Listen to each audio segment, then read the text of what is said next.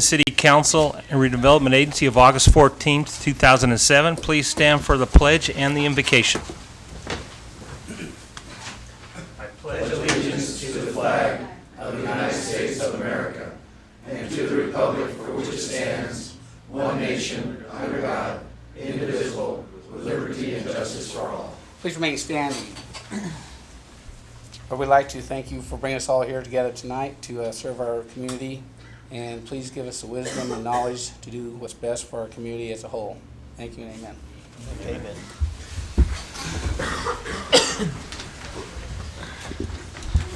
Thank you, Ed. Roll call, please. Councilmember Cate? Present. Councilmember Kelly? Here. Councilmember Crinclaw? Present.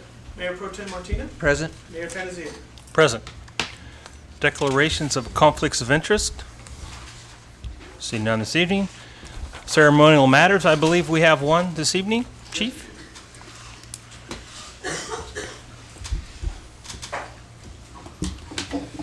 Good evening, Mayor, members of the City Council.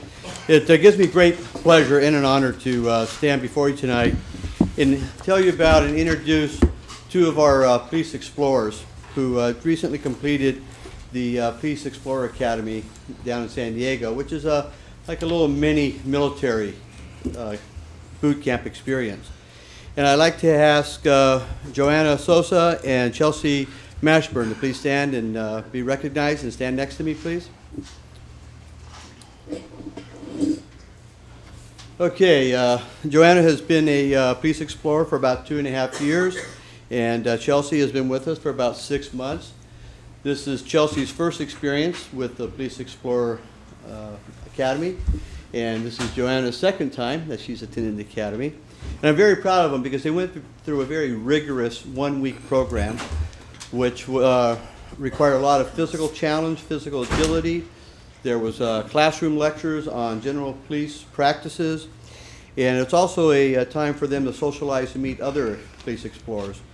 There was approximately, well over 200 total students in this academy, about 50-50 split between men and women.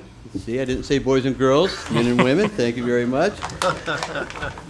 And that, well, it's an honor that you've earned because of what you've gone through. And Joanna excelled in the physical agility, physical challenge. She ran the obstacle course in 43 seconds, which was best in the class for the females. And what really makes it astounding and astonishing is the fact that she competed against a female SWAT police officer. Wow. And Chelsea beat her by 1 second. So, ladies and gentlemen, it gives me great pleasure. I'm sorry? Joanna beat her. Joanna beat her. Yeah, Joanna beat her by 1 second. Chelsea didn't. No, Joanna. So, so I just want to say congratulations to both of you. It gives me great pride to have you part of our Police Explorer Academy. And for all the parents that are out there wondering if there's positive things for your children to be involved in, yes, there are here in the city of Newman, and that's the Police Explorer program. And once again, ladies and gentlemen, it gives me great pleasure to introduce you Joanna Sosa and Chelsea Mashburn. Thank you so much.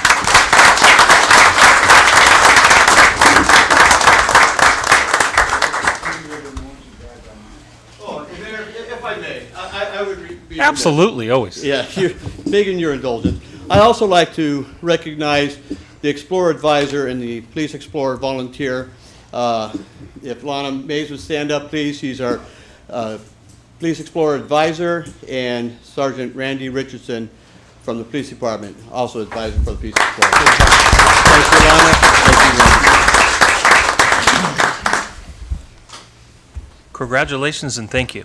Great job. Items from the public, non-agenda items. If anybody has anything that they would like to bring before us that is not on that posted agenda, now would be the time. I see Mr. Parker coming to the podium. You got 1.5 minutes, Tim. No, sorry. I thought it usually was 3 minutes. Okay, sorry. To the mayor and the council members, Ed, Ted, Mike, Bob, and John, city staff, Timothy Parker, formerly of 1321 Pointer Way for the past 16 years. I now live at 661 Balsam in the fine city of Newman. And so with that residence change, my zip code and my phone number did not change.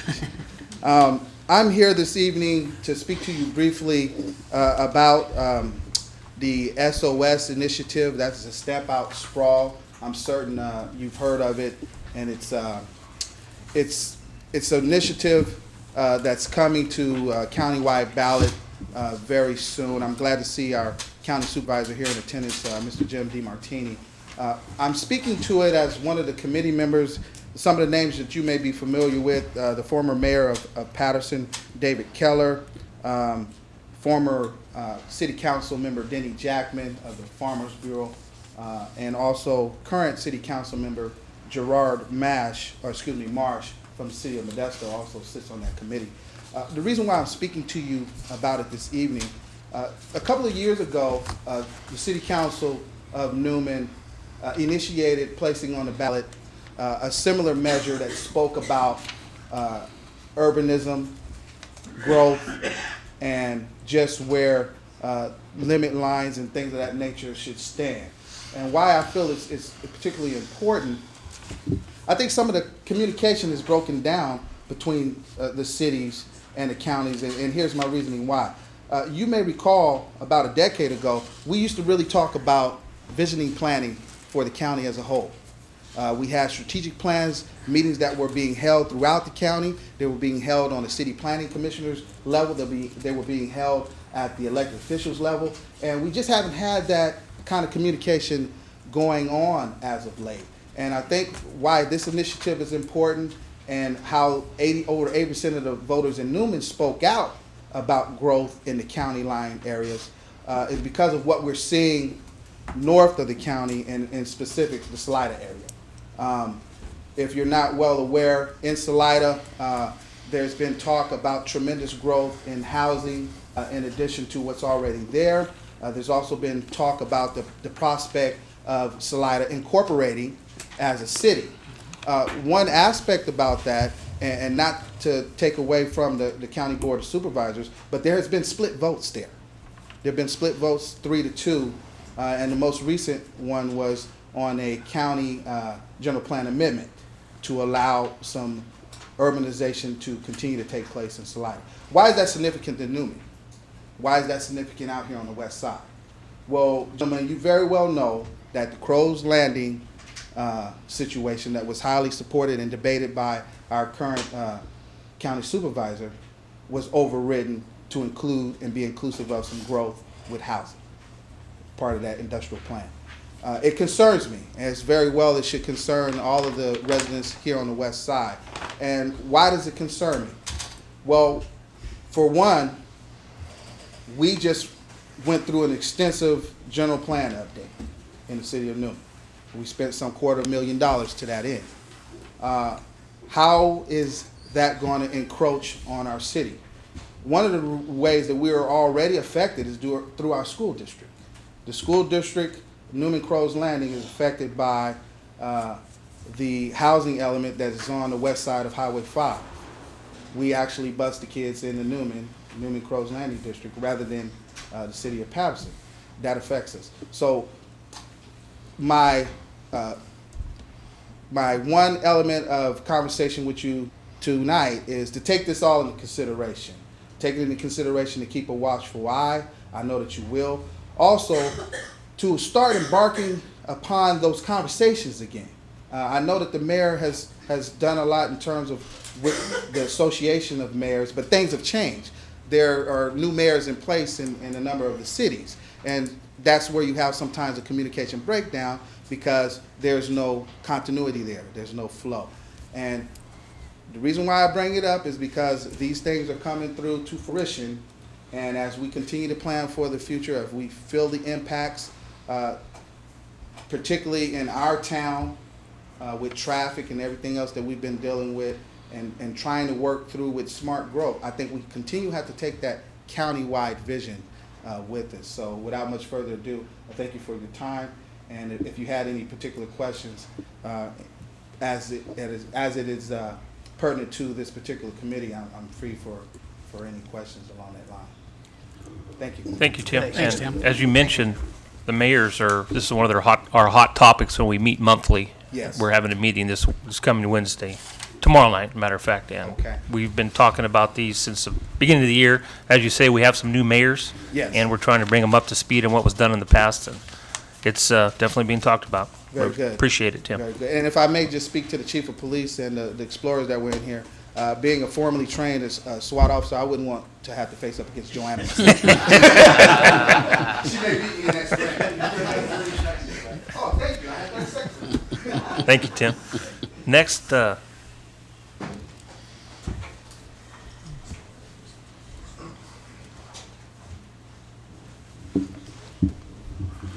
Thank you, Mr. Mayor, City Council.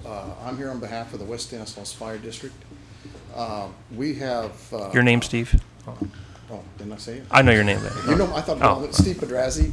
And with me tonight, I brought Bill Kinnear, the chief of West Stanislaus Fire District, and Dick Geiser, who is our liaison with the city of Patterson and the city, well, actually the community of Diablo Grande. He handles, he's our liaison officer for that. And what we're working on and trying to do is put together a unified system of fire protection on the west side. We think that because of the growth and the problems that are beginning to happen with the state legislature and the unions pushing all these new rules and regulations for firemen, for volunteers, that it's getting harder and harder to get volunteers. We appreciate what they're doing, and we want to keep them as long as we can because they're a vital part of our system. But I just think the future is going to be that we are going to have to start hiring some full-time firemen for probably the city of Newman, city of Patterson already has, and probably the district will too as soon as Diablo Grande gets up and running and they get their fire station built.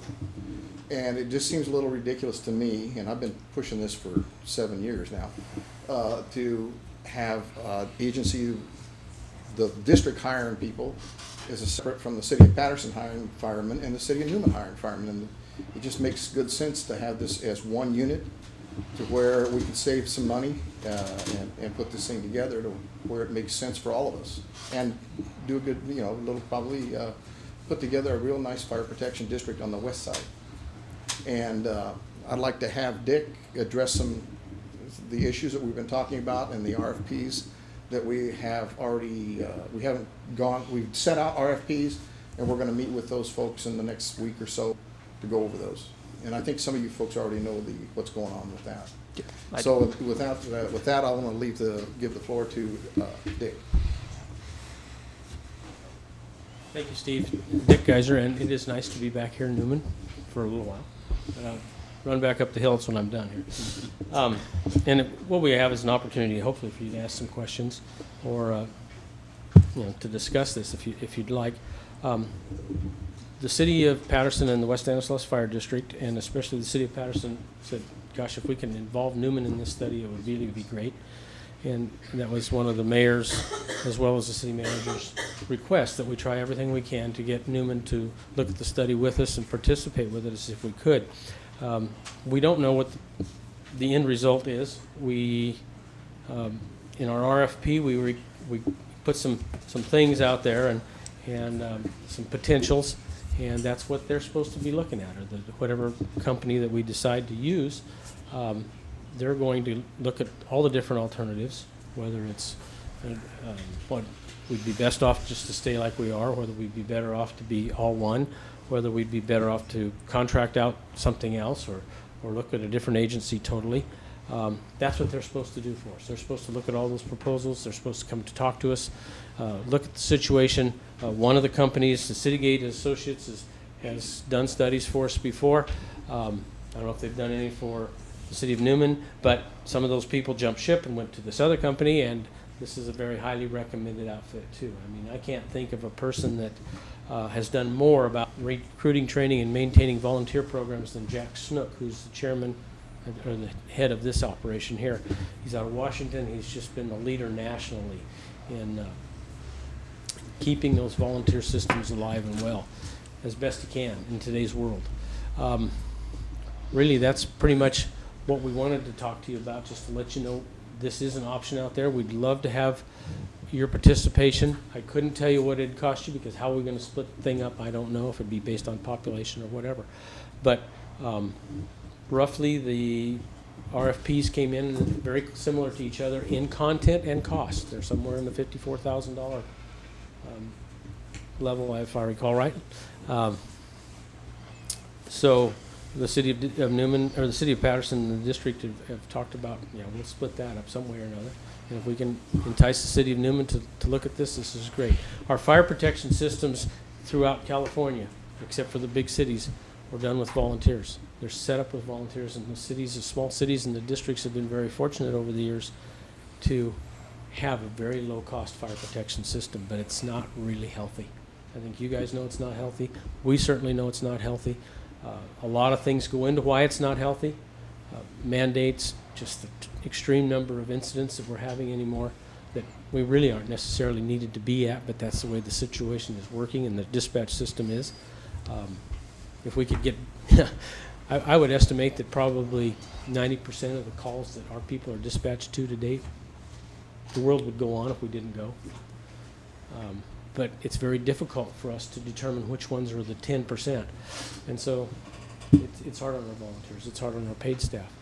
And those are things that are really complicating our ability to use volunteers as well as the mandates.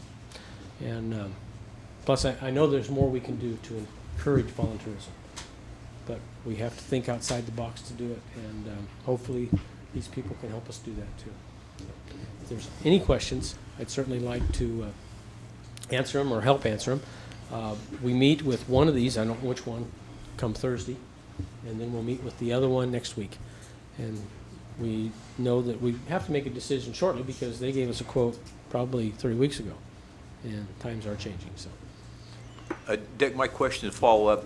What's your final time frame and when you want to have all this put together and back so you can sift through it, come up with some answers, directions? well, each one of these have kind of given us a little different. One is a little longer than the other. I think that in reality we're looking at a 6 months period of time before we're going to have a final draft of options and a recommended option.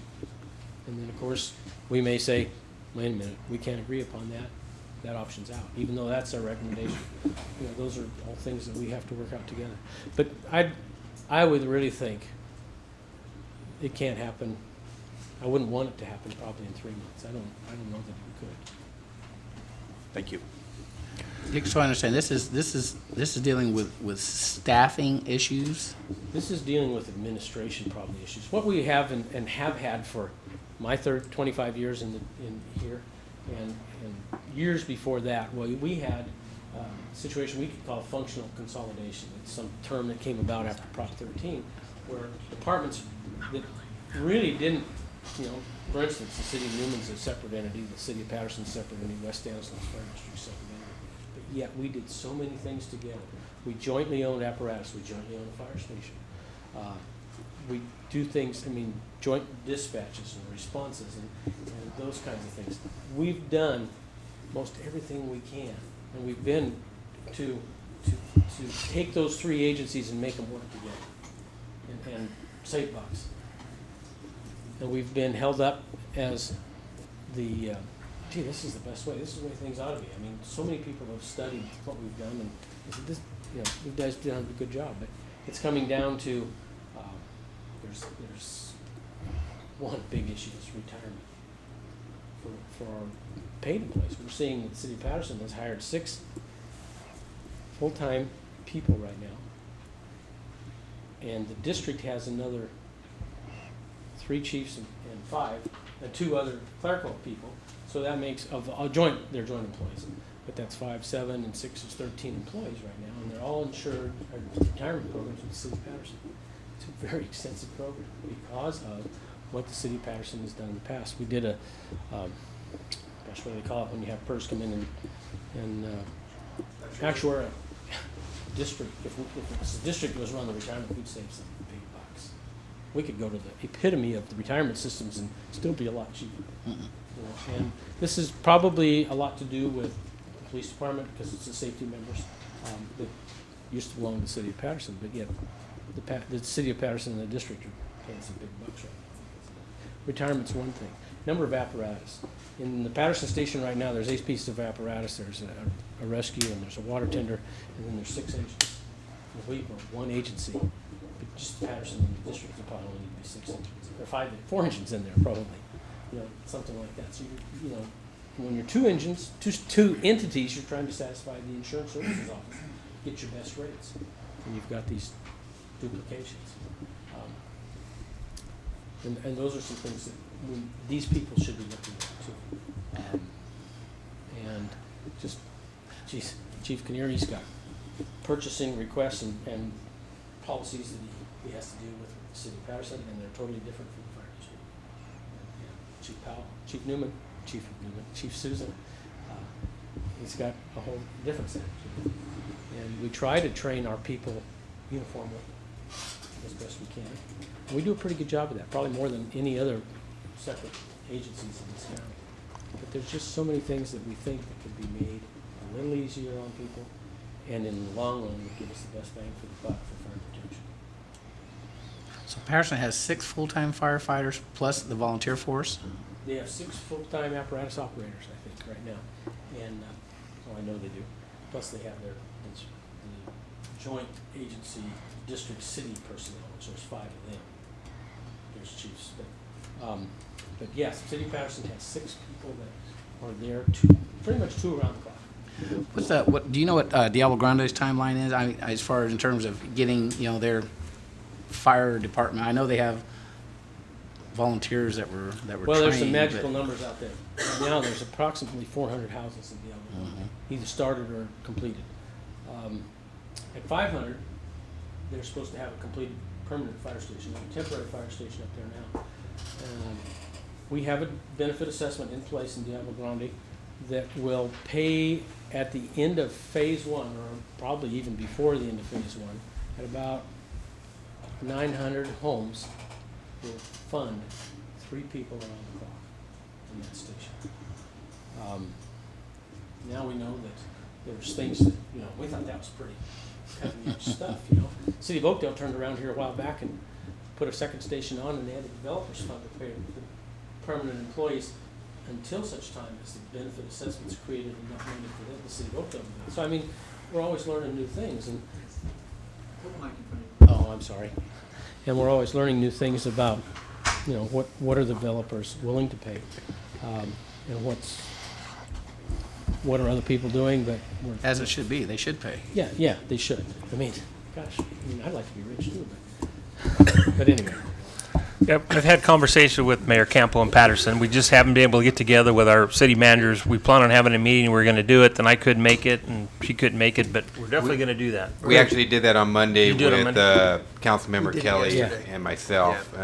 Also, thank you. Councilmember Greenclaw was unavailable. I will be sitting in for the city of Newman and Thursday's interviews, as well as Oh, great. I believe it's either Monday or Tuesday of next week, and we'll be representing that. I have shared with Cleve Morris, the city manager of Patterson, that the city at this particular time, we were going to support the project through providing the information that they're requesting.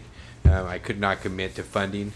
But in terms of providing the information necessary to complete the task at hand, which is to look at all 3 agencies and to evaluate and see what's the best course of moving forward, the city of Newman will fully participate with providing that information and providing access to it, not only the information but to our staff as well. So, Were we able to use anything out of the report that LAFCO just commissioned and got done here recently? Or that's just kind of like I know it's a thicko report, but it kind of identifies each fire district in the whole county. I don't know if anything in there is usable on this report or not, or Well, it certainly gives the people. Was that Citygate at the time? like that a did starting that, point. Chief? Was that Citygate that did it? I know. Originally was Citygate. Yeah. Yeah, and Ronnie Coleman is the principal person that did that study. And Ronnie Coleman, if you guys don't know, was a fire chief of San Clemente. He was also head of CDF in California, but he was also the state fire marshal for many years. Well liked, well respected. But I wondered about how much money was allocated to do that study because he didn't have a lot of time to spend. But he did get a background. Now he works for the other firm, which is the ESI, or Emergency Services Consulting Firm. And so that's going to be at least a great foundation. To build on, sure, a starting point at least, yeah. No, it sounds good. We need to keep the keep the lines of communication open. We want to participate. I mentioned our mayor's meetings before. When all the mayors meet, we always brag about how good our fire service is on the west side because we know how the east side's having their troubles. So we want to definitely They just keep get that the going paper for more. sure. Yes, yeah, we know that one thing, and we pretty much can't stay status quo. We got to make some changes. We got to do something different. At least I know the district's going to have to do something different, and we hope that this can answer those needs and actually make something better. And as Steve said, it's kind of all driven by regulations from the state. That's where it all comes State from for feds. Everybody volunteers. likes to yeah. dump on everybody, just like they do, everything else in Absolutely. the county. I mean, whether Yep. it's mental health or whatever. We're all feeling it. Okay, thank you. Thank you very much. Thank you, Dick. Next. Olivia, aren't you on the agenda later anyway, or? But this is something different, Okay, if I may. sure. Good evening. My name is Olivia Gonzalez, and my home address is 527 Canal School Road here in Newman. And I'm here tonight to deliver an invitation. I have the opportunity to start a TV program that is offering the West Side the opportunity to express public services, positive things happening in our communities. And this is an invitation for all of you and for our general public to book up for, it's going to be one show once a month at the beginning, and if we have a lot of people that would like to participate, we might go more often. This is available on Channel 7 through the cable service. And there is also another opportunity on Channel 14 every Monday. I'm there delivering the news about the positive things happening in Newman. So I need advice from all of you, giving me the good reports so I can report to the public. And for more information, you can contact me at 862-1912 or 216-7464 at La Cocina Buena Vista. Thank you very much. Thank you. I'm sorry, any questions? I don't think so. Thank you. Thank you. Next. Oh. 3 minutes, Mark. No. That'll be fine. Honorable Mayor and council members, good evening. My name is Mark Trinta, and I am CFO at SCM Homes, SCM Hearthstone in Modesto, California. Steve Mothersell, our president, wasn't able to be here tonight, and he's asked that I read a letter from him for the record. So here we go. I deeply regret that I cannot stand before you tonight to express my sincere disappointment, confusion, frustration, and amazement with the position that council and its staff have taken with regard to our requested clarifications to the draft reimbursement agreement. Most of you know that I have been in the development business for over 20 years, worked with over 50 public agencies in the development of hundreds of lots and homes, and not once have I had an experience like this. We started the process of determining the reimbursements to our company with staff a year and a half ago. Never has the process taken more than 60 days. We have asked that some very simple but fundamental terms and clarifications be added to the agreement. We do this because we cannot trust that the interpretation of the document years down the road will be the same as it is today. I cite the current interpretations by staff of our development/subdivision agreements as examples. One specific example is especially noteworthy. In the first meeting with staff on the matter, we were informed that specific offset percentages called out in the agreement for the construction of the new well, quote, mean nothing. If agreement for the construction of the new, if any of you would care to sit with me for an hour, I will share with you many more interesting engineering and legal interpretations from someone who is neither an engineer nor an attorney. This amateur poker game must stop. The fact that you will not give me any reasons why our request will not be considered is not only frustrating, but suspicious. So in my absence tonight, I have asked Mr. Atterbury to make one last plea to you for your consideration of our request in the name of reasonableness and fairness. SCM has always done everything asked of it by the city, and now it is time for the city to do the right thing. Thank you for your time and attention. Respectfully, Steve C. Mothersell Sr., President, SCM Hearthstone LLC. Just a few comments from me. As the person intimately involved with the numbers, I have shared the same frustration since the first meeting on this matter on December 6th. 2005. At that meeting, we agreed to reconvene in 2 weeks and have the matter resolved in 30 days. Since then, we have spent in excess of $75,000 in legal fees, attended a ridiculous number of meetings, spent countless hours preparing and producing schedules, invoices, and other documents at every request of staff. Finally, we were able to agree on numbers due SCM, and now we can agree to the terms of payment within the agreement. We need the terms spelled out so that there can be no confusion in the future, and the document produced by the city does not accomplish this clarity.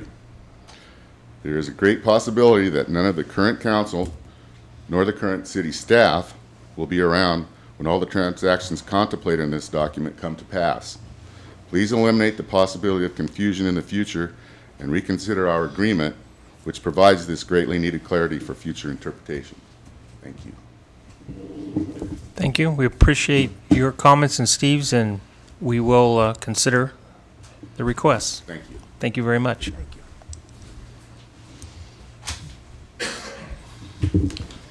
Good evening, Rod Atterbury with the law firm of Newman and Beardsley, 509 West Weber, Stockton, California, 95201 on behalf of SCM. As you can hear from Steve's letter, I am here for you to make that consideration here. I have spoken to your city attorney late last week, and hopefully we came to an agreement that we would like and think SCM deserves that direction to staff here this evening. Either direction to put the item on the agenda to consider the reimbursement request or to not put it on the agenda. I think they deserve that direction here this evening, and that's what I'm here for this evening. Well, I would give you the same answer that I gave Mark. We will consider the letter, since you weren't on the agenda tonight, send a formal letter to our city manager asking to be on an agenda, and we'll go from there. I thought that might be your response, and as a result, I did send a letter. As of August 3rd, each one of the council members, as well as the deputy clerk, as well as the city manager, received a complete packet by overnight mail. The packet indicated and specifically requested, addressed to each one of you, which was signed for by city staff, requested that the item be placed on the agenda this evening. And I did get my packet, and I don't go to the mail every day, so it was a little bit late to get on this agenda. But what we usually do is we get recommendations from the city manager for things on the agenda, so that's where I would start with him. He has indicated that the item will not be placed on the agenda unless city council so directs. Then that would be up to him. Why don't you further talk to him, and he could give us direction in closed session, and we will consider your request. Well, this wouldn't be appropriate, and I'll defer to your city attorney, but this wouldn't be appropriate for a closed session city council item. You don't have anything before you with respect to threatened litigation. You don't have any negotiations of real property. Any of the items identified in the Brown Act don't permit a closed session item to discuss this. So what we're looking for here this evening is just clear direction from city council. And we're not asking you to take action here this evening, just to put us on the agenda so we can come back and discuss the terms of the agreement. Yes. So you have two options. You can do that one way or the other, or you can have Michael and I prepare a further memo for you, which is what I'm hearing. Yes. Yep. That's correct. That's direction. Okay, so direction is that council with so I'm clear on the direction. I mean, here's what my position is I've got a client that's extremely frustrated, that's asked for about $3.8 million of reimbursements that have been negotiated and agreed to by not only the summit committee, but by staff as well. There's a negotiated reimbursable amount out there, and he's just looking to figure out when payment's going to be made. If payment's going to be made by way of a reimbursement agreement, we'd like that reimbursement agreement adopted by the city council. If it's not, then we'll move forward, and then I can so direct my client with that direction. So that's what we're looking for in terms of clarity as to whether an item is going to come before this council at the next meeting. And Michael, when is our agenda need to be done for the next meeting? We will set the agenda on August 22nd. Okay. if I just may, so, and I was CC'd on that letter that he is invited to. It wasn't sent to me. He asked the council members to place this item on the agenda. I received one call from a council member who was not in favor of putting that on the agenda, so therefore it was not on the agenda. Although you were CC'd on the letter, we did have numerous discussions about placing us on the agenda, correct? I have never received a written request from you to be on the agenda. I didn't say written request. I did say we had numerous discussions regarding that, correct, Mr. Allen? Here's Tom. Just you can take over. Again, I guess one of two ways, and what Mr. Atterbury needs to do for his client is determine whether he's exhausted his administrative remedies or not, and that is if tonight you said you don't want this placed on the agenda, then he can give. Then I can so advise my client. I think that's correct. And I think Steve Mothersell in SCM has been a good businessman in this community, and I think he deserves that at the least. I mean, if the answer is no, just tell him no, that it's not going to be considered on the agenda. If the answer is yes, that you're willing to have discussion and dialogue over the packet that I believe that you're now in receipt of, Mayor, as well as the rest of the council members. If you're willing to have dialogue and discussion over that, then tell him so. I think he deserves that at the very least. Again, or the other option is Mike and I can brief you in a little more detail, since I understand, you know, you don't go to your boxes like those of us that work in this every day, so. Well, it sounds like we have the option to further discuss this without taking any action right now tonight. Well, it would be on the sole issue of direction to place it on a future agenda or not. Right, and we can notify them at a later date of that. Yes. Well, I beg your indulgence, but when would you have that discussion? I mean, you are at a city council meeting now. The next city council meeting, I believe, is the 28th. You have the opportunity to discuss that now. It's not a closed session item. It's not something you can discuss behind closed doors. Well, they wouldn't as be to whether making you any want to continue decision, it. just be the, as you said, placing it on the agenda or not. Yeah, my So understanding- we can, it's permissible to ask, would you like this item placed on the agenda? And that's what we're asking here this evening, and that's not something that's appropriate for out-of-session dialogue, is it? Well, just to place a matter on the agenda, absolutely. I mean, that's how agendas are made.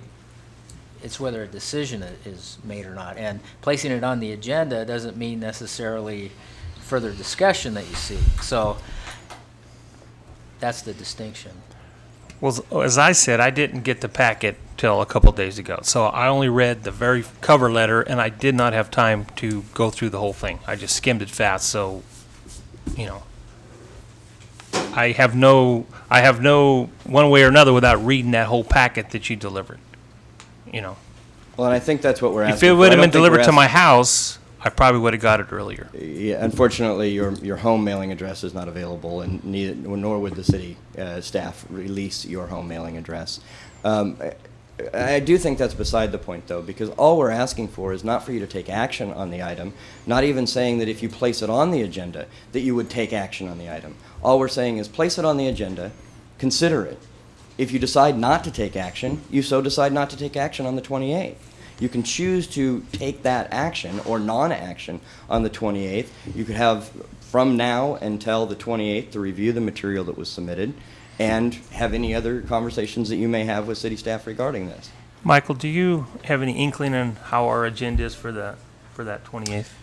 I don't have that readily available. We start that discussion tomorrow.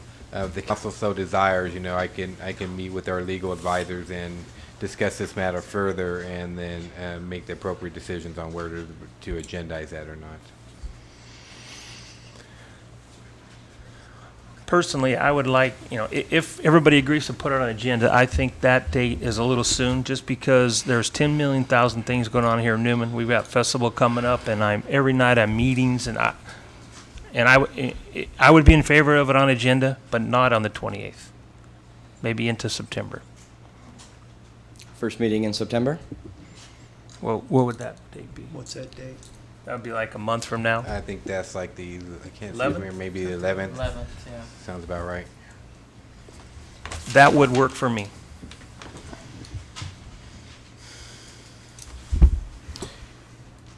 Can we take that as direction from council to place it on the agenda on the 11th? That's my personal opinion. I don't know what. It only takes the one rest- council member The to rest of act. my group thinks up here.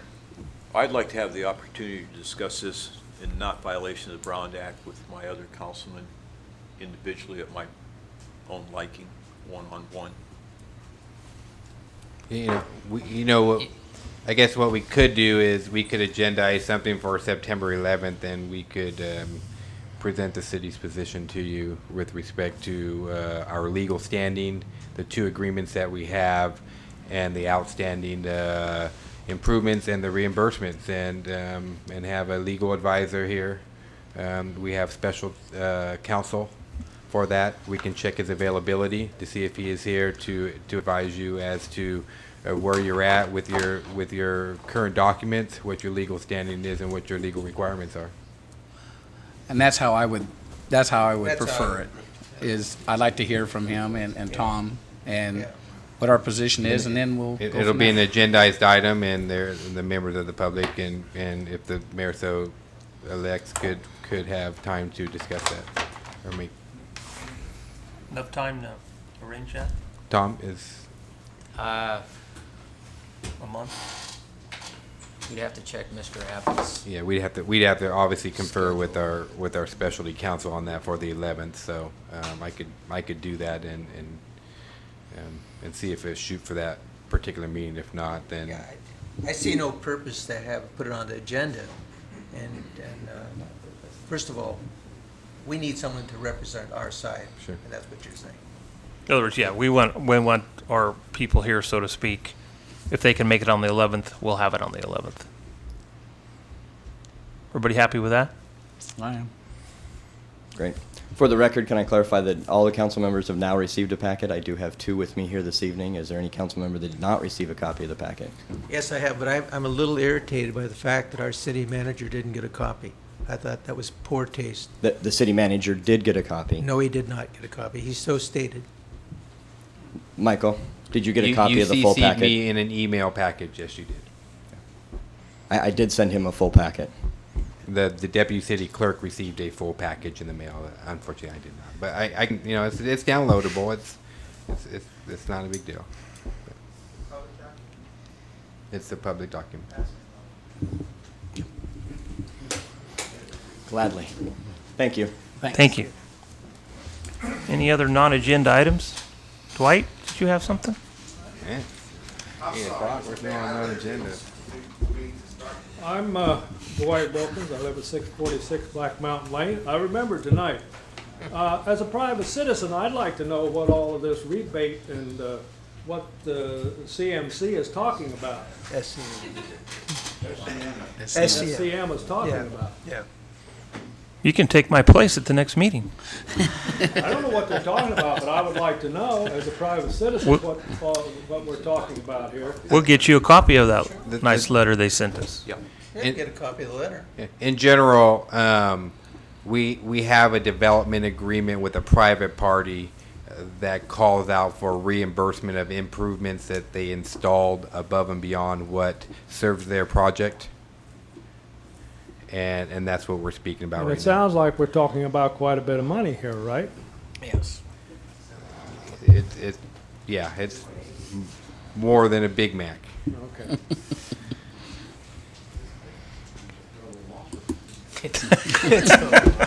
Any other non-agenda items?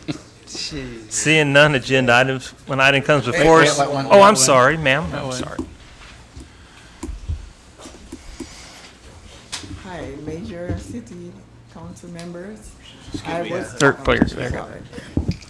I was here at last meeting. My name is Elizabeth Foster. I live at 2112 Hidden Canyon Way. And I spoke about the waters that were stagnant around Newman. And after that meeting, I heard that San Joaquin County and Stanislaus County, the West Nile virus appeared there. I just wondering to know if they are going to do something to not let it spread over here. You know, something to control the mosquitoes if the water is still stagnant there. I know they have been spot spraying in areas around town, right, Ernie? Yes, For standing water? Yes, they have. I was talking with as a matter of fact,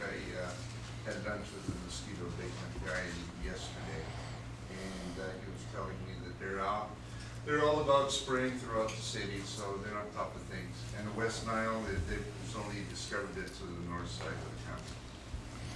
So the answer is they are spraying, and when our Public Works Director gives his report, we will ask him on an update about your street, ma'am.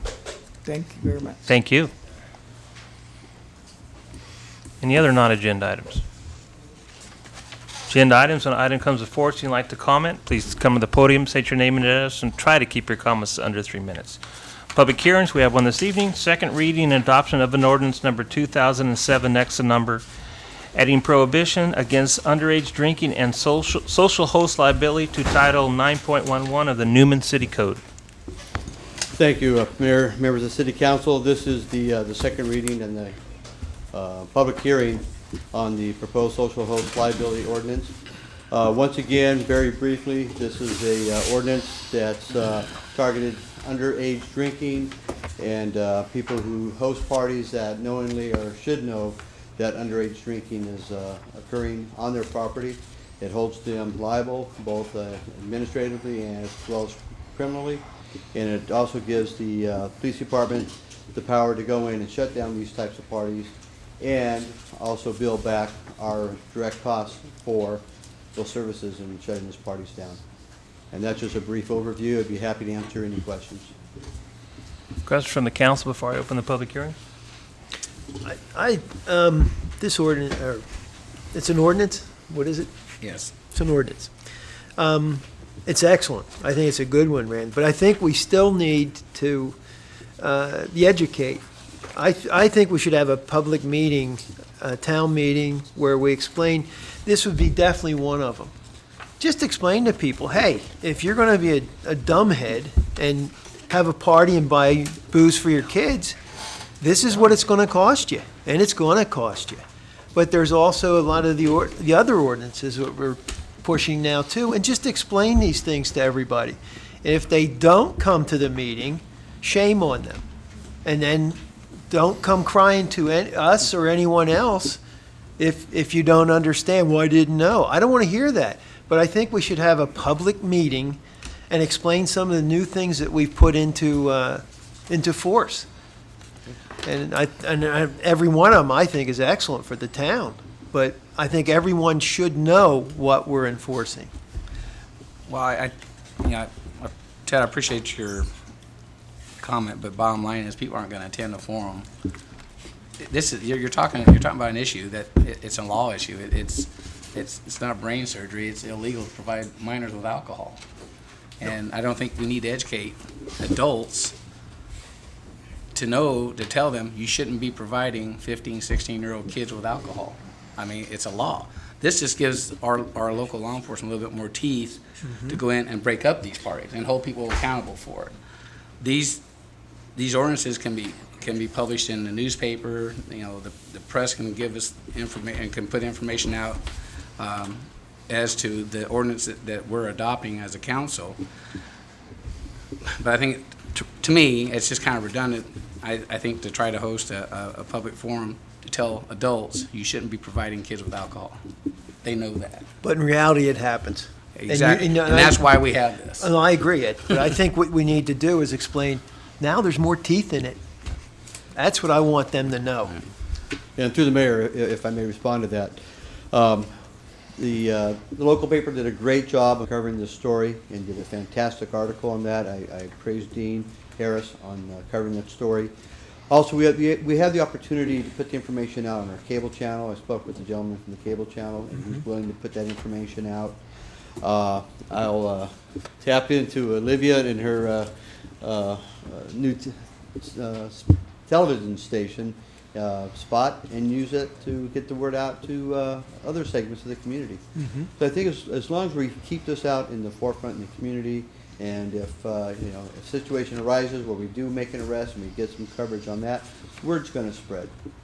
So it's no, we're definitely not doing it in secrecy. We're doing it in a public forum with a public hearing and trying to get the community's input on it.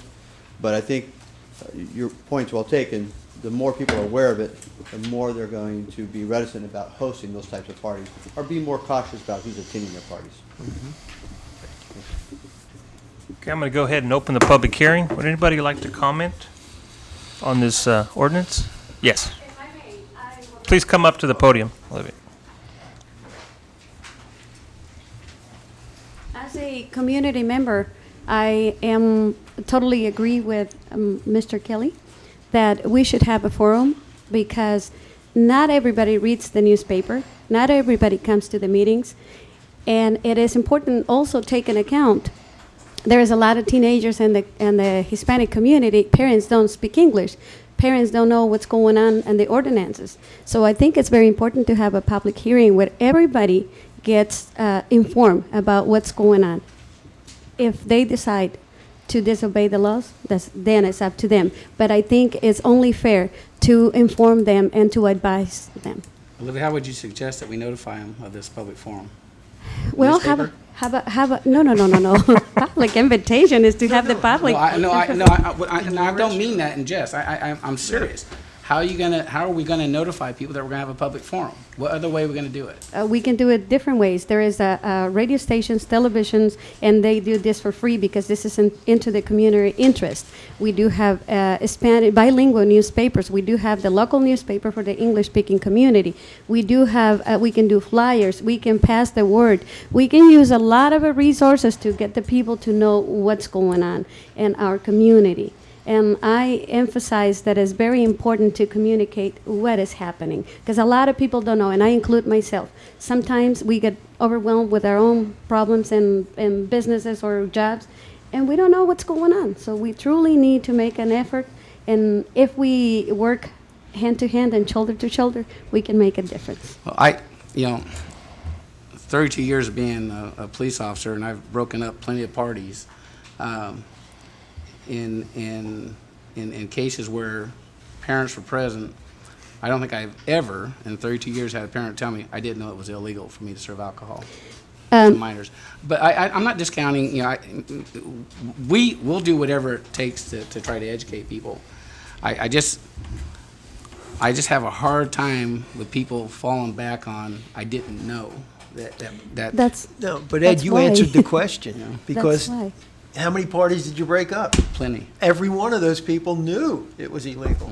So what we're trying to do, I'd like to explain about the teeth and have it in English and Spanish and promote it with the kids, especially the teenagers, but also have like Edgar there to explain, what's going on, show him off and those kinds of things. I mean, educate the people. There's a lot of ordinances that we passed that I think would pertain to both the Spanish and the English side of it. I seriously believe that there is a lot of things that we should take in consideration to educate the public, as well as why it's so important to have insurance, why it's so important to prevent kids to start drinking, why it's so important to prevent kids to start getting into drugs. Because when they get it into, then we do have a serious problem. And trust me, I've been going through several things, been working with kids most of my life. I have kids on my own, and I know they're not bad kids. Up to a certain age, they start getting bad because they hold so much pain into themselves, and they just need help. And before we have the problems that is happening in big cities with the gangs and the violence and the crime, let's get together and do something. And I'm not saying that you're not doing anything. I think you're doing a wonderful job. But if we get a little more together, we can do a better job. Thank you very much. Thank you. Any other public comment? Before we get to one more, Michael, when's our next newsletter go out? City newsletter? I'd have to confer with my recreation supervisor and get back to you on that. Could we accommodate putting some of the new ordinance in that newsletter and it goes to all the citizens, all the... I think Chief Ulibarri would be happy to write an article about that. That'd be a real good way to contact everybody. Michael, is there also enough room? Can we put these things on our website as well? I mean, Yeah, we talked about that last time, Yeah. and we're trying to work out with our webmaster right now that, just a little site here that just kind of that talks about new ordinances, new laws, and exactly. Why bother putting it on the website if they're not gonna look, half of them don't even know what a computer is and how to turn it on? Just trying to cover all the bases. Well, yeah, but you're wasting somebody's time and effort to try to do it that way. education. I was gonna say the one thing that would be is. Ken, can you Ken. go up to the mic? Yeah. Or can you wait for Paul? Yeah, well, Paul's first. Hey, push him out of the way. Ken, My name is crowd Ken Paul out. Odenwald, 612 Waxwing. I was just thinking too, a school assembly would be the place to start this, where the kids know if they do this, they're getting the old man and the old lady in trouble. That would be my place to say to start, and then from them they can say, they're gonna have a meeting for all of you parents at such and such a time, such and such a place. Let it come from the kids. Then they'll know. Then they won't have a reason to say, well, I didn't know it happened. Paul, I apologize for Ken. Proceed. Fine. Sorry. Paul Wallace, 2025 N Street. Put it on the utility bill. It goes to everybody. And I'm going to be the one person that'll stand up and take the not politically correct thing. I remember high school. And I remember one or two parties that were sponsored by parents. You know what the difference was? Those were the only parties where keys were picked up. Nikki Lashinsky was paralyzed in my high school class, driving. That's what this does.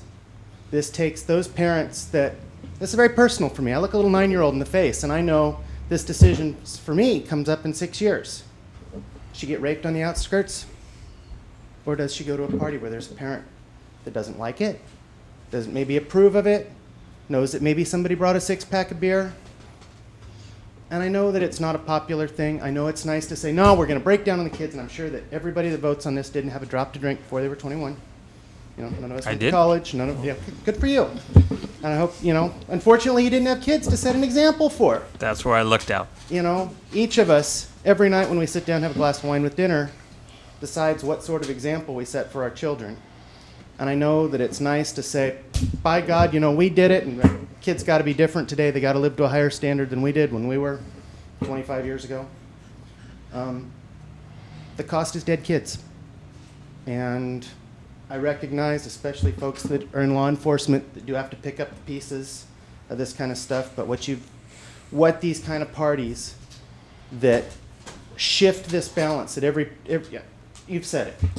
Supplying alcohol to children have been against the law since it was 21, which I don't know when that law came into effect. It gets pushed back more and more every couple of years as the feds push down on the states with highway money. But this isn't, each of these parents makes this decision. I don't like this, this isn't a good thing. I've got good kids, but I also know that maybe they drink. And if you're one of those parents that really thinks that, you know, you can control that in your kid, you either wind up with mental illness problems in your kid, if you're really going to step on them that hard that they can't get out from under your thumb for 20 minutes at any time. Or you wind up with dead kids because you don't have, and there's absolutely people that completely misuse this and are, you know, the stuff we see in the news and all that. But there's also an awful lot of parents who say, oh my God, I'm remembering my high school days. The kids just won the football championship. They're going to have a party someplace. It's going to be at Jimmy's house, and Jimmy's parents picked up everybody's keys. When you take a keg of beer, and it was out by the railroad tracks.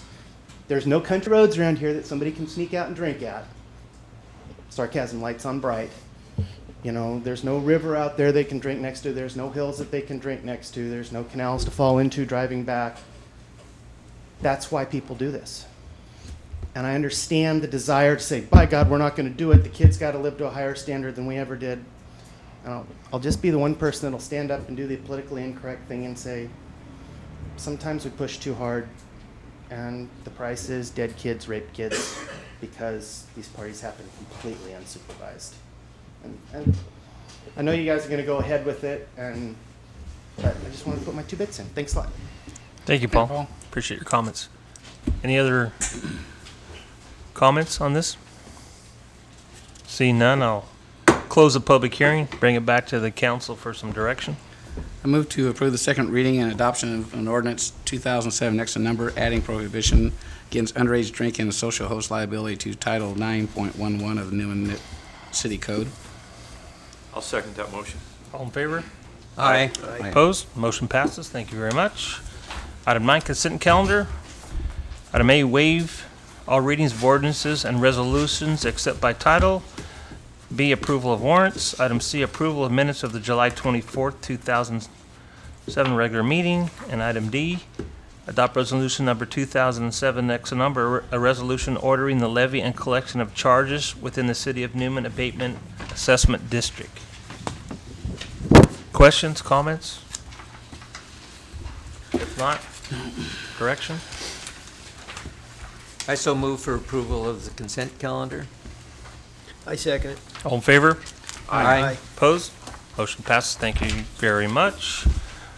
Item 10, regular business. Item A, adopt resolution number 2007, next number, a resolution of the City of Newman authorizing the submission of the application to the California Infrastructure and Economic Development Loan Bank for financing of wastewater treatment plant expansion and approving certain other matters in connection therewith. Pretty long one. Pretty long. Yeah.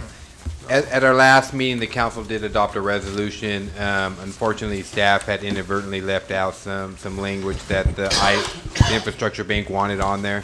So we're asking you to substitute that resolution with this particular resolution so we can submit and include that as part of our application. What's our timeline on this? Does it look pretty good just by getting the proper language down here? More than likely, it's looking like we're probably late spring of 08. We're not going to make it this year, huh? We're still giving it every effort that we have, but when we talk this, before you submit the application, their staff talks one way. After you submit the application, they kind of talk it the other way. So, at this particular time, if I had to advise you, I would advise you anticipate this in the spring of 08, late spring, early summer of 08.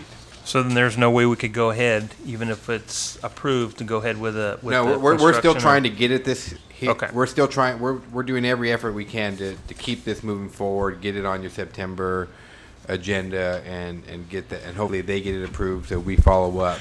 But I'm just saying, at this point in time, it's not looking like it's in that direction. It's looking more of a late spring project. So in other words, we don't even want to break ground out there until this is all set in stone and signed and on the Well, dotted not line, necessarily or what? that. Is what's really holding us up as I work with the Public Works Director and the Chief Plan Operator. As you know, Mayor, lots of clay exists out in the soil in this particular area. So once the rains start, and even if it's not that heavy, it's hard to move heavy equipment in there. The second piece of it is the Chief Plan Operator needs to begin filling up our existing storage basin, and part of this project requires a cut into it to put some piping and some pumps into place.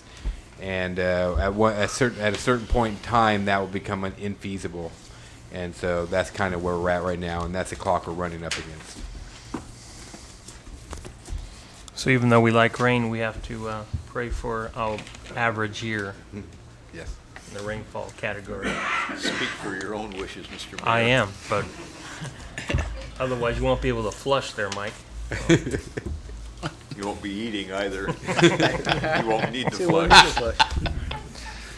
Okay. If there's no other questions, some direction on this? I move for approval of the revised resolution. I second that motion. All in favor? Aye. Opposed? Motion passes. Thank you very much. Item B, appropriate the 2007-2008 budget to include funds to purchase the Hill and McBride properties. Mayor and council members, tonight I'm asking that the staff, that you increase our budget by $1,218,000 in the redevelopment fund. This is for the purchase of the Hill and McBride properties. With the proposed increase, the redevelopment fund will be in balance and will still end the fiscal year with a positive balance. Are there any questions? So this is basically just budgeting to use the money that's in the redevelopment we're just moving it out of the fund fund. balance up into the expense accounts, and it's all Okay. going to come out the same. Lots of time the auditors want, when it's not originally approved in your budget, the auditor wants a budget augmentation done by the council to know that it was an authorized purchase. Questions? Great. If not, some direction? I move to appropriate the 2007-2008 budget to include funds to purchase the Hill and McBride properties. Second. All in favor? Aye. Opposed? Motion passes. Thank you very much. Thank you. Item C, authorize the release of the 2006-2007 draft consolidated annual performance evaluation report for the Community Development Block Grant Program for the 14-day public comment period to end on August 28th, 2007, and request to set a public hearing on August 28th, 2007 at 7 p.m. to consider adoption of the CDBG fiscal year 06-07. Caper? I don't really like capers, but yeah. Good evening, Mayor and council members. We are a participant in the Community Development Block Program, or also known as CDBG. We are part of the Stanislaus County Consortia. We are one of the 6 members. A requirement of receiving CDBG funds is to release a caper, which is a 3-part document that states what we have done, our accomplishments in the last fiscal year, our assessment of 5-year objectives, which we had recently passed a few council meetings ago, and activities, a narrative consisting of general HUD reporting requirements that is required since this is a HUD agency. In fiscal year 06-07, of the $2,651,840 that the consortia received, the city of Newman was allocated $471,823. Projects include the Pioneer Park Rehabilitation Program, our project, Yolo Street Project, the Teen Center, the after-school program.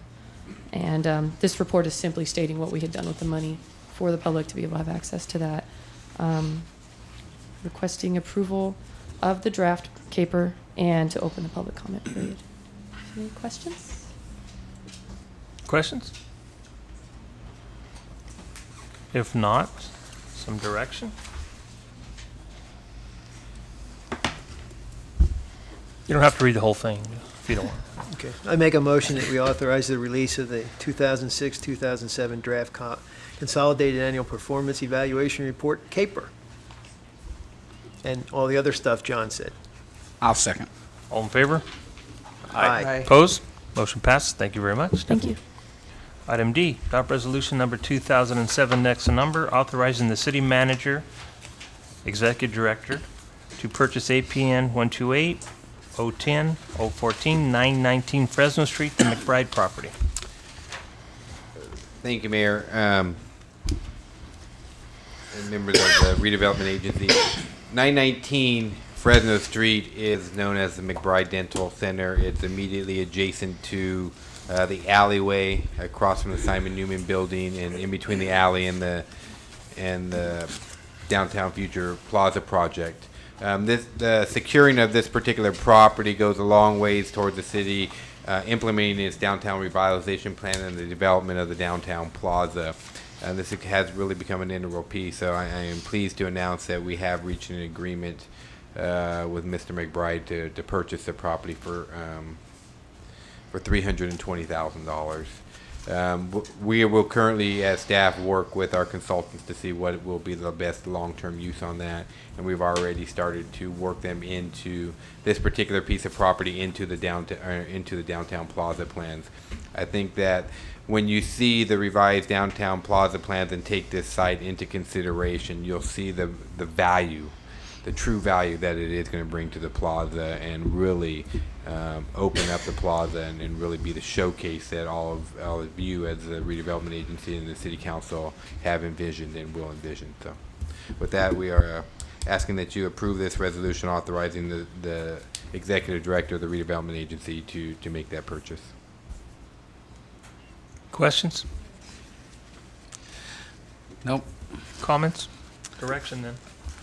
I think it's a great purchase for the city, and thanks, Mike, for working on it, and it's going to be an intricate part of the plaza, no doubt.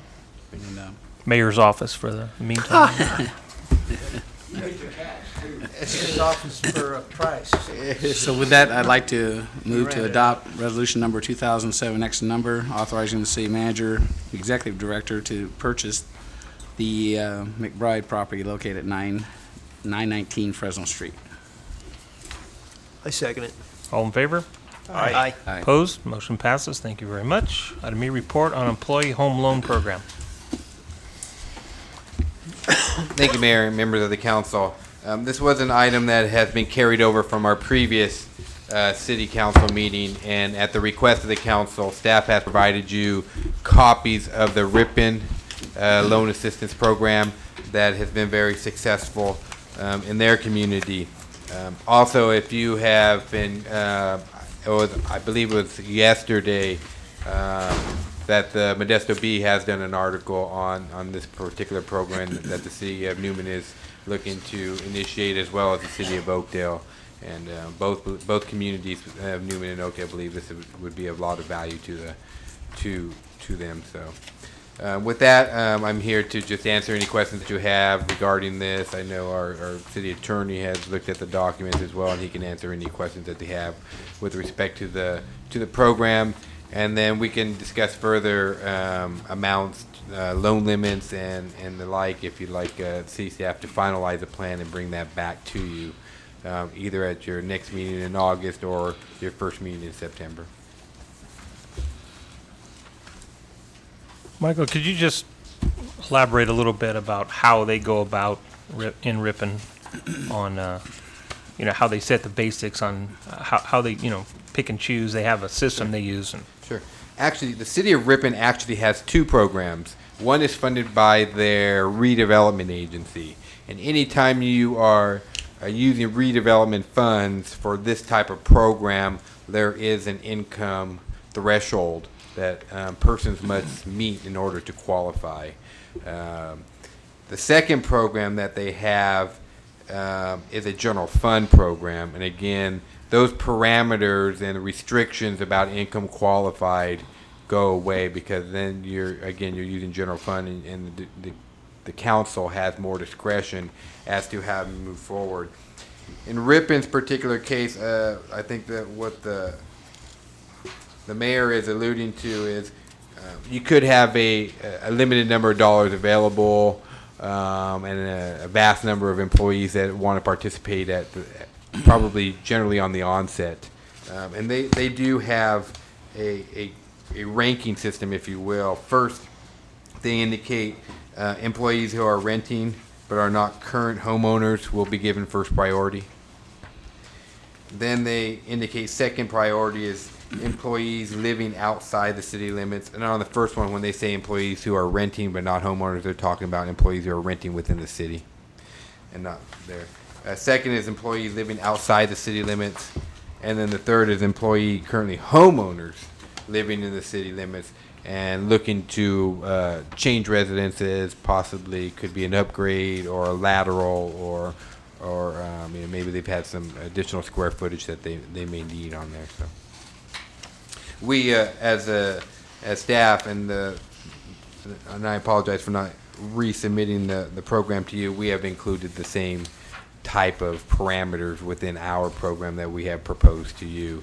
And again, that's a situation that allows staff to actually have a measure by which to look at these applications as they are submitted to city for review and processing in the future. One of the other key components of Ripon that we also carried over, and if you put these side to side, you're going to see a lot of parallels in here, because we did almost copy it word for word, at least program for program. This does call out for the employee to be a permanent, full-time employee of the city, and that means non-probationary. So again, it's an attribute to someone who has come, worked hard for the city, moved off of probation, and has secured a permanent full-time position with the city. And so we would be looking to carry that matter forward as well. I think it's a good program, and that's why we wanted to get more information from Ripon. They started a good program here some years back, and I think they have, according to the report, there's a lot of people that took advantage of it. Sure. Some of the discussion, if I do recall, and I apologize if you don't want me to bring this up at this time, but was with monetary and loan limits. And I think with housing prices that are going down, there was some discussion of whether, trying to, one, create a limit here, a maximum limit that really provides some assistance to the employee. But two, to have that at a threshold where it can be maximized by the number of employees that it becomes available to. And but we don't necessarily have an exact number for you, but that that generally works out probably in that $30,000 to $40,000 top limit range.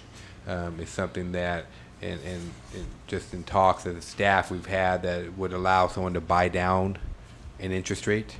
By buying down your interest rate, you have a lower payment. And so when this particular payment kicks in after 1 year, as you know, what we proposed was 1 year, no interest, no payments. And then that gets them up to another pay scale. So they could be up to, like, for instance, step C. But if you add that increase, that 5% increase in salary with a buy down of the interest rate, they can easily pay off of the loan that they're taking, have a lower interest rate, and then still have 20 years of lower interest rate there, and actually save themselves tens of thousands of dollars, if not more, over the life of their loan. Mike, I don't remember. Did we put in there the forgiving? I call it the forgiving clause. We did not. Good. We did not. Further questions? We also, one of the major differences also is the terms of the loan. We are recommending that it's a 10-year term instead of Rippon's, which I believe is like a 20 or a 30-year term. I believe it's a 30-year term. Yeah, 25-year term. And the reason we did that was we're trying to get money back into the system, because once the money comes back into the system, it becomes available to other employees to take advantage of that opportunity. So, hopefully it becomes self-funding, and, it is tied to a LAIF, our local agency investment fund. That's what the interest rate is tied to. I believe currently it's 5.25%. It's substantially lower than a 30-year fixed rate right now, and definitely lower than any rate that you would get on a second. And those are probably running in excess of 7% right now. And then the justification is we are invested it into our employees at a LAIF rate. We are in essence, we lose 1 year of interest on that limited amount, but that's the money we would have got investing it anyways in LAIF. So there's some justification and some logic as to why we've used those numbers. We make them work 70-hour weeks or something like that. Any other questions, comments? I would just add, I know you had some questions about the documents, and last time they're really just your standard documents: the loan agreement, promissory note, deed of trust, securing the note. The key is in the loan agreement, those additional terms are set forth that are in there and notarized and everything. Right. Yeah, and they're recorded as part of the as part of the title. And it's just the subordinate to one first. Can't be Right. any further down the line. Right. We're right. Yeah. Right, we're number one. Right. We're right under the lender. Right. Yep. Questions? If not, correction? I just have a quick comment on the assistance priority. List employees who are renting and not current homeowners is first in line versus the employees that are living outside the city limits. And maybe I'm just thinking in terms of the police department, and maybe I shouldn't. I don't know. I think for me the idea is I would like to get our employees to move into the community. So therefore, I'd like to see the priority to those who are living outside the community to have priority to get them into the community first. What the thought that was going through my head, Councilman Caton, is people that are renting in our city have already bought into our city, and they could get up and leave in any particular time, but once they buy a home, then they're more fixed. But they've already bought in to being a resident here, so let's help them establish the roots that they're trying to establish, as opposed to trying to get someone to move out of their current situation into our that has not yet bought into our community. And that was the only thought process that I had when we went through that. So I'd ask. So with that, and with some, sounds like we're ready to, as staff, move forward. We can just bring about some, finalize a proposal for you in terms of a program, and then run some numbers for you at your next meeting, and you can decide at that particular given point in time how much you're comfortable funding.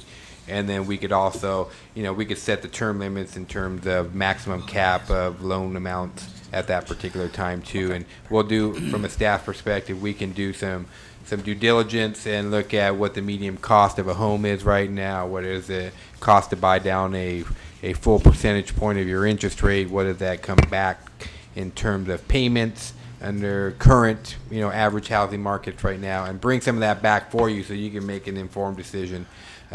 In all likelihood, that would not occur on the 28th. That would more likely occur on the 11th with that additional information.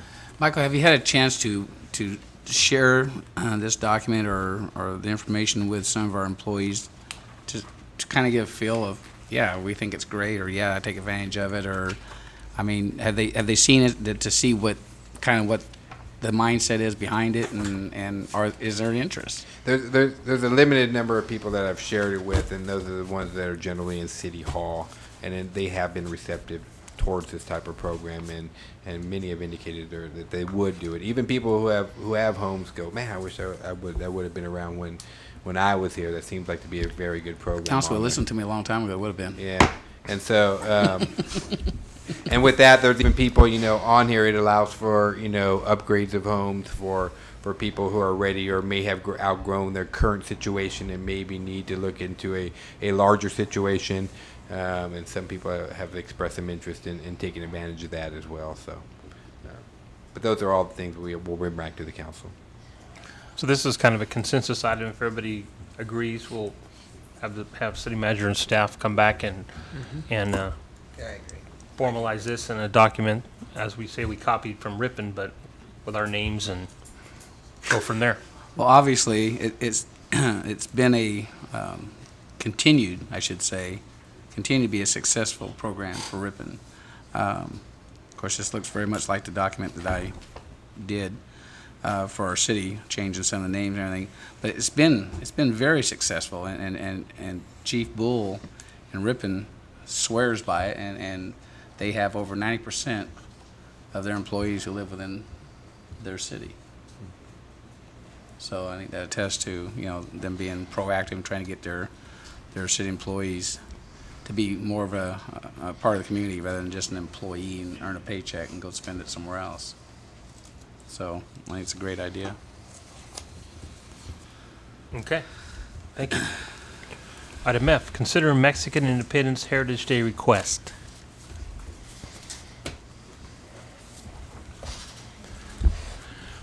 Mayor, members of the City Council, recently the city received a correspondence from Olivia Gonzalez in our meeting tonight requesting consideration of a Mexican independence celebration. I met with Olivia on Thursday to discuss with her her ideas for such a celebration. And in my meeting with her, I presented her with the standards for downtown events adopted by the City Council on October 11th, 2006, and attached a copy to the staff report along with a copy of her letter. After meeting with Ms. Gonzalez, I sat down and went over my notes that we discussed, and then went over all the 18 standards that were adopted. And I've made a brief synopsis of each one of the standards in my report, and indicated if the standards were met or not met. She prefers to have this on September the 16th, which is a Sunday, which meets the standards, and standard 1. Her hours of operation would be 10 a.m. to 7 p.m., and that's within the standards. The street usage would be one block on Main Street between Fresno and Merced for a crowd of 1,000 or less, anticipated crowd of 1,000 or less, which would meet the standard. She was unaware that there was a $3 million insurance policy, and that she would try to meet that standard. I believe last year it was $1 million policy, and according to her, so that was a surprise to her. The security becomes an issue. The standard is 2 officers per 300 attendees, or more is deemed necessary by Chief of Police. We had 8 officers assigned to the event last year, and that would be the same staffing level that I would have again this year due to the alcohol sales that are being requested. The standard is that 1/2 of the cost be deposited with the City Finance Department. However, the standard has not been met, and I draw your attention to the fact that last year's security cost was $3,200, well, $3,240.11.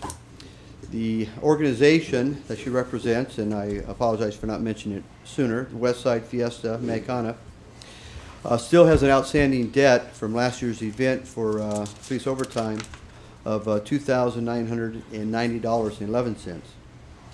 This year's security estimate with the 5% COLA attached is approximately $3,500, and I would be requesting a 10% contingency fee for unanticipated police services. And it would be my recommendation that if this event is approved, that the full amount of $6,840.11 be deposited with the City Finance Department by and no later than August 21st, 2007. And any unexpended funds for the police costs would then, of course, be refunded. Number 6, the standard on music. The report reads 8 a.m. to 5 p.m. However, that's a typographical. Its standard is 8 a.m. to 6 p.m. unless otherwise approved by the chief. And the request is that music be allowed to go to 7 p.m. This would be amplified stage performance, live bands, so on and so forth, DJs. And this would be in keeping with last year's event. Electrical, the standard is proper extension cords be used. The organizer said that they would meet that requirement, and that a request for 220 amp service is provided, and I have no idea if we have 220 amp service. There is not 220 amp service on Main Street, right? Okay. Requirement number 8 is the event plan is to be submitted to the Chief of Police 60 days prior to the event. The standard was not met. I just received this letter last week, and it's dated July 31st, unknown when it was mailed, but it does not meet the 60-day requirement notice. And it does place a impact on the department's ability to staff personnel for this event. And it's a two-front situation. On the week prior, 2 weeks prior to this event, is the Fall Festival, which requires full police department staffing. And then the week before this event, the week after Fall Festival, the week before this event, Gustine Police Department, for their annual Our Lady of the Miracle celebration, is asking for 3 officers from Newman Police Department support their event, and this is on a reciprocal agreement because I'll be using Gustine officers for our event. And if I'm unable to commit to their event, believe me, they'll be unable to commit to our event. Mm-hmm. So it places an overtime burden on police department staffing to the point of having to cancel days off and vacations in order to meet this need. Number 9 is the cleanup. The $1,000 deposit is required to be deposited with, and cleaned up to the satisfaction of the Public Works Director. And as of this date, the $1,000 has not been deposited with the city. Number 10, is approval of affected businesses. The organizer tells me that she has approval of 100% of the businesses within that one block. There was no proof of no proof provided except for her word that she has to contact each and every one of the businesses.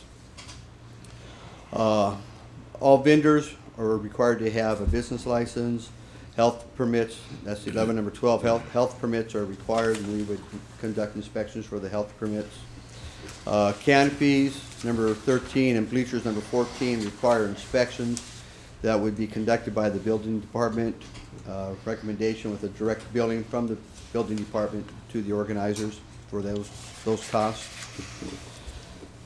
Number 15, advertising. The organizer states that she has done no advertising of the event other than trying to organize some of the businesses. An ABC permit is required for the beer garden, beer sales, outside beer sales. The organizer states that she will meet that requirement. 17 is traffic control devices. The organizers to pay for all signs, barricades, and other traffic control devices. At this point in time, we have not come up with a cost due to the short notice of the event, and those costs would have to be calculated out, and again, those funds deposited with the city. And requirement 18, the proceeds would benefit the West Side Fiesta Mexicana. On the fiscal impact, all costs associated with this event are to be covered and paid for by the organizer in advance of the event. There are no city funds which have been authorized or budgeted for this event. And my recommendation, I'll read it verbatim. Although the organizer is well-intentioned, staff does not recommend this event be approved for the date and time requested, as key standards for downtown events adopted and approved by the City Council have not been met. This places an undue burden on the police department's resources, including staffing ability and other city department resources, as well as the organizer's ability to meet the stated financial obligations. I recommend the organizer target a future date by working with the police department and other city departments to properly plan this event in accordance to the guidelines established by the City Council. I'll be happy to answer any questions. The only question I have, Michael, is the outstanding debt from last year is almost $3,000, and that was for the law enforcement coverage, security. That's correct. Yes. Has there been any attempt to pay that, or any explanation, or? We have sent invoices to the applicant. Has there been any correspondence back to you? Not that I'm aware of. If I may, she makes mention in the letter. I read that, yeah. And that was the only correspondence I'm aware of. Well, just based on that alone, I couldn't support it. Because I know I was at those meetings last year when it was talked about, and if I remember right, it was assured that everything would be paid. And just based on the fact they're still outstanding almost $3,000 from last year, I couldn't support approving this just based on that alone. I agree, Ed. I agree. Yeah, I concur. I do also. So also with the chief's recommendation that $6,840.11 be deposited with the finance department, that ensures that all costs are covered. And also with the chief's recommendation, though, that the organizer work with the chief and the city to try to properly set a date and time and where everything can be covered. It creates quite a burden. So also in the chief's recommendation that it not be approved. But for me, just the biggest thing is the fact there's still almost $3,000 outstanding from last year. Would the organizers like to come up and explain maybe why the debt hasn't been paid? Come on up.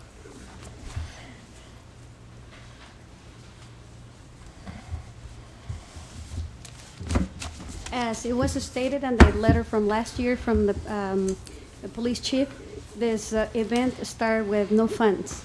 And the intention was to have some beer booth, which we had, but unfortunately it rained that day, so we couldn't make any money out of that, not even what we had invested. And unfortunately, at that time, Mr. Perez, who had promised to help he had a family funeral and he couldn't support the idea. This year he is here and he is committed to help financially.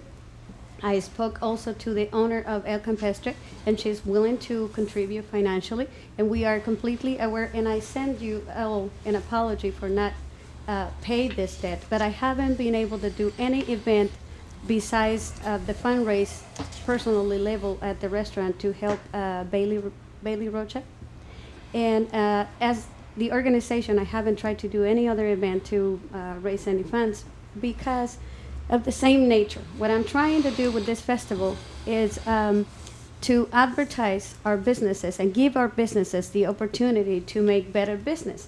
Also, when last year when I started this, my intention was not only to have one block to advertise the block where my business is located. The intention is to promote the whole town and give the other businesses the same opportunity. These days, and you must recognize that we have bad economy. We need to do something to get people into our town in a regular basis, not only on a daily basis, whoever we have here, but we need to, and I expressed these thoughts to people who have business around the town, that we should put together some sort of a pamphlet or some information together along with the city and the Chamber of Commerce to attract more people, like tourist people, come in and visit our town, and so that way we can have a better businesses. Doing this festival is not only promoting our business in our city, but it's also the opportunity to get the community to come forward and feel more freedom and more confidence to get to know who is ruling the city, who is doing what, and also to get to know the authorities and feel more familiar, be a little bit more educated, because in this festival we give the opportunity to other public agencies to come and provide their services. I know that we do have financial trouble because we still owe the city this money, but I ask you all to give me the benefit of the doubt and do not condemn this festival before we try a little more, because last year was so wonderful, and I set of pictures that it portray that we can celebrate peacefully and we can also do a lot of good things. It's a misfortune what happened recently in our neighbor community, that I was wondering through the meeting, listening to you all, I was wondering, this year we might need to do something different. We might need to have like a closing, something like a ribbon closing the area, and some of us inspecting the people, so that make sure that nobody's wearing guns or any threatening weapons, and give us the opportunity. I'm not asking for the 16th because it's too soon. Give us a further date, like first week of October, first weekend of October, or the last weekend of September, because I do not want to interfere with the fall festival. I love fall festival, and I'm participating in a fall festival, and I love to do that, and I like to promote fall festival and any other thing that is happening in our community. But I will like to have the opportunity. Give me the opportunity to put the funds together. And yes, I did receive 2 phone calls of people attempting to collect the money for the city. And I'm sorry that I don't remember. The first time was a lady, but it wasn't a name that I recognized from an employee from the city. And the second time was a gentleman, a young man. And I explained to them that I will contact the city and do my attempt to pay this debt, which I've been talking to the people who is included in this committee, and we all agree that we do our best to pay back, because it's not my customary not to pay my debts. Well, I think the chief, Olivia, has stated, that we're not saying that you're not going to do it. We're going to say that, work with the police department and other city staff to try to come up, with a proper date and make sure all the standards are met. But as well, there's now you're going to be required to put a large deposit down to make sure all those fees are covered. So I think until the monies from at least last year are are paid, the almost $3,000 is taken care of, and then, their deposits, I can't support, I mean, because that money that comes out of the police department budget have to pay for police officers. I understand that. So it's not good business. We can't allow every organization to have these functions and take it in the short, so to speak. And I'm not saying that you do it. I'm just saying that give me the benefit of the doubt. Let's set up a date that is not going to be the 16th. Let's set up a further date where I can do my research and see who else is willing to sponsor this festival. And in regard of the deposit for the cleaning, please give me a way of that deposit, because last year we leave the streets better than what we found, and I'm not complaining. I'm just stating that we will do our best to leave the streets in very good shape, because that is only fair. Olivia, I think your heart's in the right place, and I understand what you're trying to do. But as somebody that knows a little bit about fundraising festivals, what you have to do, you have to go out and raise money before the event. That's what we do for the fun run for the fall festival. I just got done paying our insurance bill for the fall festival last week, $2,771. That's for $3 million. And I have to go out and solicit. I start months ahead of time, and you solicit money so the basics are paid. That's what you'd have to do. So that would be my advice to you. And as Councilmember Caton said, that outstanding bill must be paid before we consider any other requests. Okay. So, but I want to go home tonight thinking that there's a little light turn on for me. So I think there is. Pay that money. I know. Pay that money, and but- work with the chief of police and other city staff to properly plan the event. I think that's your glimmer of light. I know Then that, it gets but- brighter as you pay your bills, and then we can maybe have a nice function. And Okay. But I think your answer is, as far as I'm concerned, I'm only one person. I'm not going to support it until that money is paid and proper deposits put down. You work with our police department and our city staff to properly plan the organization, the event, and hopefully it's a big success. You make a ton of money and everybody's happy. But Well, I hope so. so your glimmer of light is you pay your bill and work with staff and plan the event in enough time that we as a council can approve it, because you've met all the standards that you agreed to last year. Okay, this year those standards are a lot higher than last year, because last year I know that it's out of the discussion because the reality talks something different, but last year we had estimated that probably $1,500 for the police time. And this year I asked Chief if there's any possibility that we can hire security guards, because I know that those are less expensive, and he assured me that that is not permitted. Well, all in favor of your prevention measures, because I'm all in favor to prevent incidents or accidents or misfortune episodes. You know what happens when you have security guards, when they have problems? Who do you think they call?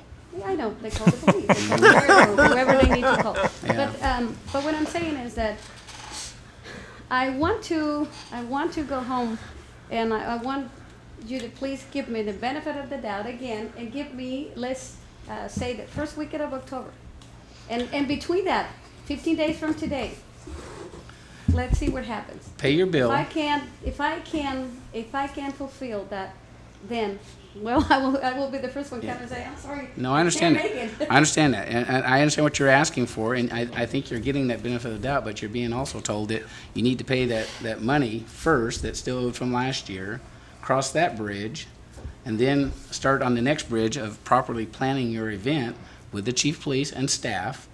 Pick a date and start working towards that. But, I want the first weekend of October. well, you need to work with the chief of police and staff. Okay. But my recommendation to you is before you even talk to them, you deposit almost $3,000 with the city to pay last year's bill. And the recommendation is that you deposit $6,800. That's to ensure that we get our money from last year and this year. Is that only the police time? We're not including the $1,000 deposit for the garbage picked up? I know, does that That's right. cover, does I that know. cover everything? It's not in that section. That's not Okay. in that. $9,000 for the- Yeah, it'd be another additional, So that $6,800 is for law enforcement. right. Believe me, I'd be happy to advise you in a way I can. I can give you a sample letter of what I do for other events and how to raise money. All right. But that's the bottom line. You know, you can't. We allowed you to do it last year. You know, the event. I know things happen. The bills weren't paid, but that's just the way it goes. You have to get out there, advertise, solicit donations. That's what you have to do to move forward. I Do totally that, agree. and we'll be happy to, you know, try to come up with a date for you. Okay. When is the next meeting? The August 28th. 28th. Yes. If we accomplish by the 28th, then we have a month in between, right? Yeah, but I think the chief already said that a month isn't enough 60 time to days. organize. Yeah. Yeah. I mean, as he said, we're staffing is low right now with our department. So, you know, after this busy month of September, I'm sure there's going to be some days off needed, vacation time. So that's something you have to check with him. Maybe we'll be fully staffed by then. We don't know for sure. But the main thing is, the sooner you pay that bill, the sooner the chief could start organizing Because- a date. My feeling is that I have to have some sort of a, how am I gonna go to ask for a sponsorship if I have no festival, no date, no nothing? If I don't have that, You have to tell them what we just told you. We have to pay our debts from last year to proceed into this year. That's what I would tell them. it's any hopes or any possibility that the city or the police department want a partnership with this, As in what? sponsoring the celebration for the community. I would say pay your bill from last year, and we'll definitely revisit anything that you would bring before us with a clean slate. Okay. That'd be my personal Thank you opinion. very much. Thank Thanks, you. Olivia. Thank you. Item G, report from Supervisor DeMartini. Jim? Good to see you as always. Thank you, Mayor Panacea, council members. I didn't see a G on there, but I appreciate. I always write it in for you. I always appreciate the opportunity to be able to tell you what's going on in the county at your council meetings. Just two things tonight. I would like to give you an update on the agricultural element. As you know, I sent you a letter about a month ago, just with an outline of where the agricultural element is going. The ag element is an updated version of the 1992 element that's out of date. This new element is really the blueprint for agriculture for the future.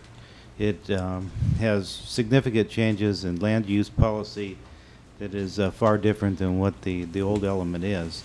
The letter that I sent you dealt with the mitigation of agricultural land, and this would require the developer who takes agricultural land for urban uses to replace that land in perpetuity with similar land on a one-to-one basis. That means that irrigated orchard land would be replaced with orchard land, not foothill range land that's not irrigated. That has to be similar. And our agricultural commissioner gave us his report on agricultural production in Stanislaus County. We were over $2 billion industry last year, and with about another $6 billion worth of processing. So altogether, agriculture produced between the farm gate and processing about $8 billion for Stanislaus County. So it's an important industry. It's an industry worth a measure of protection. And so I just sent you the letter to let you know where the county was going with this. Tonight, I did give the final draft to your city attorney. That was just completed last week. The letter was in advance, so just let you know what we're going. We will be asking the cities to consider adopting a similar ordinance. That is up to you, but most of the development in the county is from the cities and not from the county. We have very little development, even though we passed a SLIDA plan this last week. That is unusual. Outside of that, there really is very, very little development in the county. So if the cities were to adopt this, it would be best to protect the agricultural land. The ag element is probably a couple of months away from going to the Planning Commission. It has many other facets too. I'll just run through just a couple of them very quickly. It gives our ag commissioner authority to abate nuisances, which he does not have now. It goes through code enforcement. It's a cumbersome process. It sets standards for buffers and setbacks that we do not have now. When a development comes next to ag land, it's the farmer who's supposed to provide the buffer. We think it should be the developer who provides the buffer, since the farm unnaturally was there first. So it makes that significant change. Very importantly, it curtails new parcel splits for land that is split, the new parcel splits now, not old ones. That if land is split just for a home site, they have to show a business plan where the operation is viable.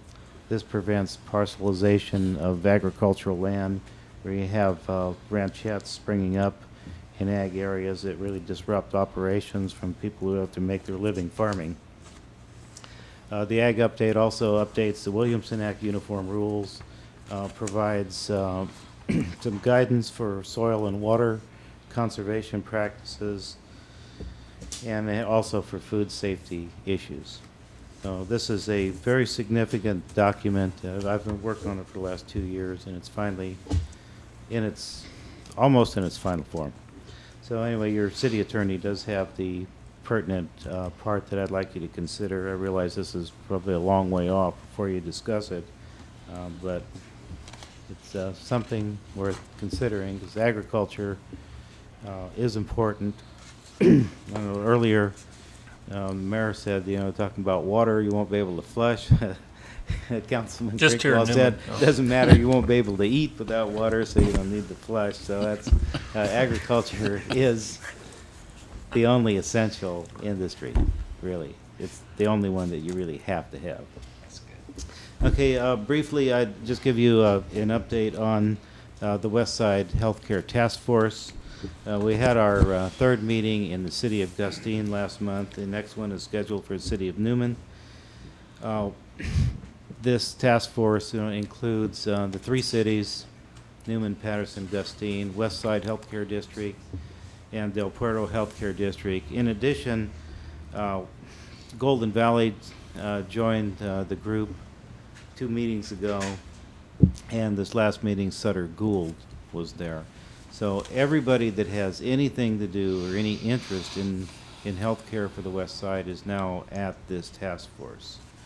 What we have done this last time is just begun to identify just what services are available on the West Side.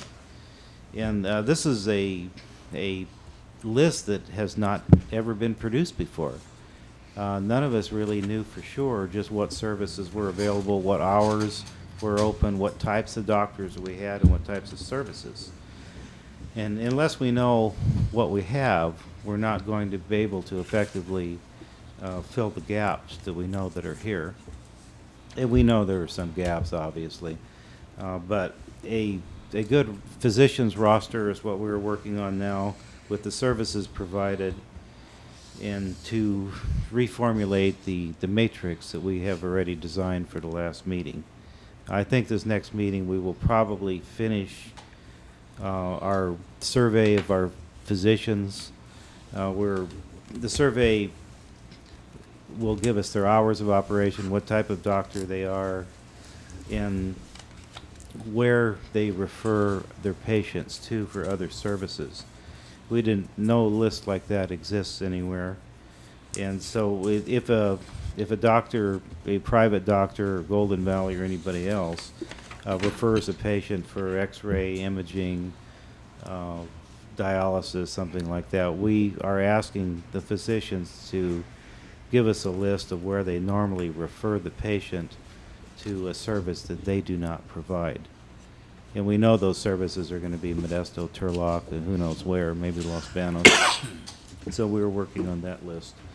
The idea is to provide better health care for the West Side, And this task force has come a long way since it first started. Starting with really virtually no information, but just a group of people that were interested in improving the healthcare in this area. We have now put together a fairly extensive list of just where we are right now. And this next meeting should bring us probably near to completion of what we do have. Just briefly, I did talk to Senator Denham about this last month and just informed him where we are in this process. If we need anything from the state, I can see that it's going to be ambulance reimbursements for urgent care facility. Right now, though, those are not covered, and If they ever get a budget, huh? well, if they get a budget, yeah. There's a lot of politics there, as you know, and I think sometime in September they'll probably have a budget. It's just who's going to blink first. But I did inform the senator where we're at and potential problems that we might have with an urgent care facility. So we are making progress. We appreciate the city of Newman providing the meeting place for the next meeting. And the notices of the meeting probably were mailed yesterday or today. Thank Sounds you. good. Thank you, Jim. Thank you, Jim. Thank you very much. What? Oh, it's changing the disc. Jim, you burned up the last disc. John,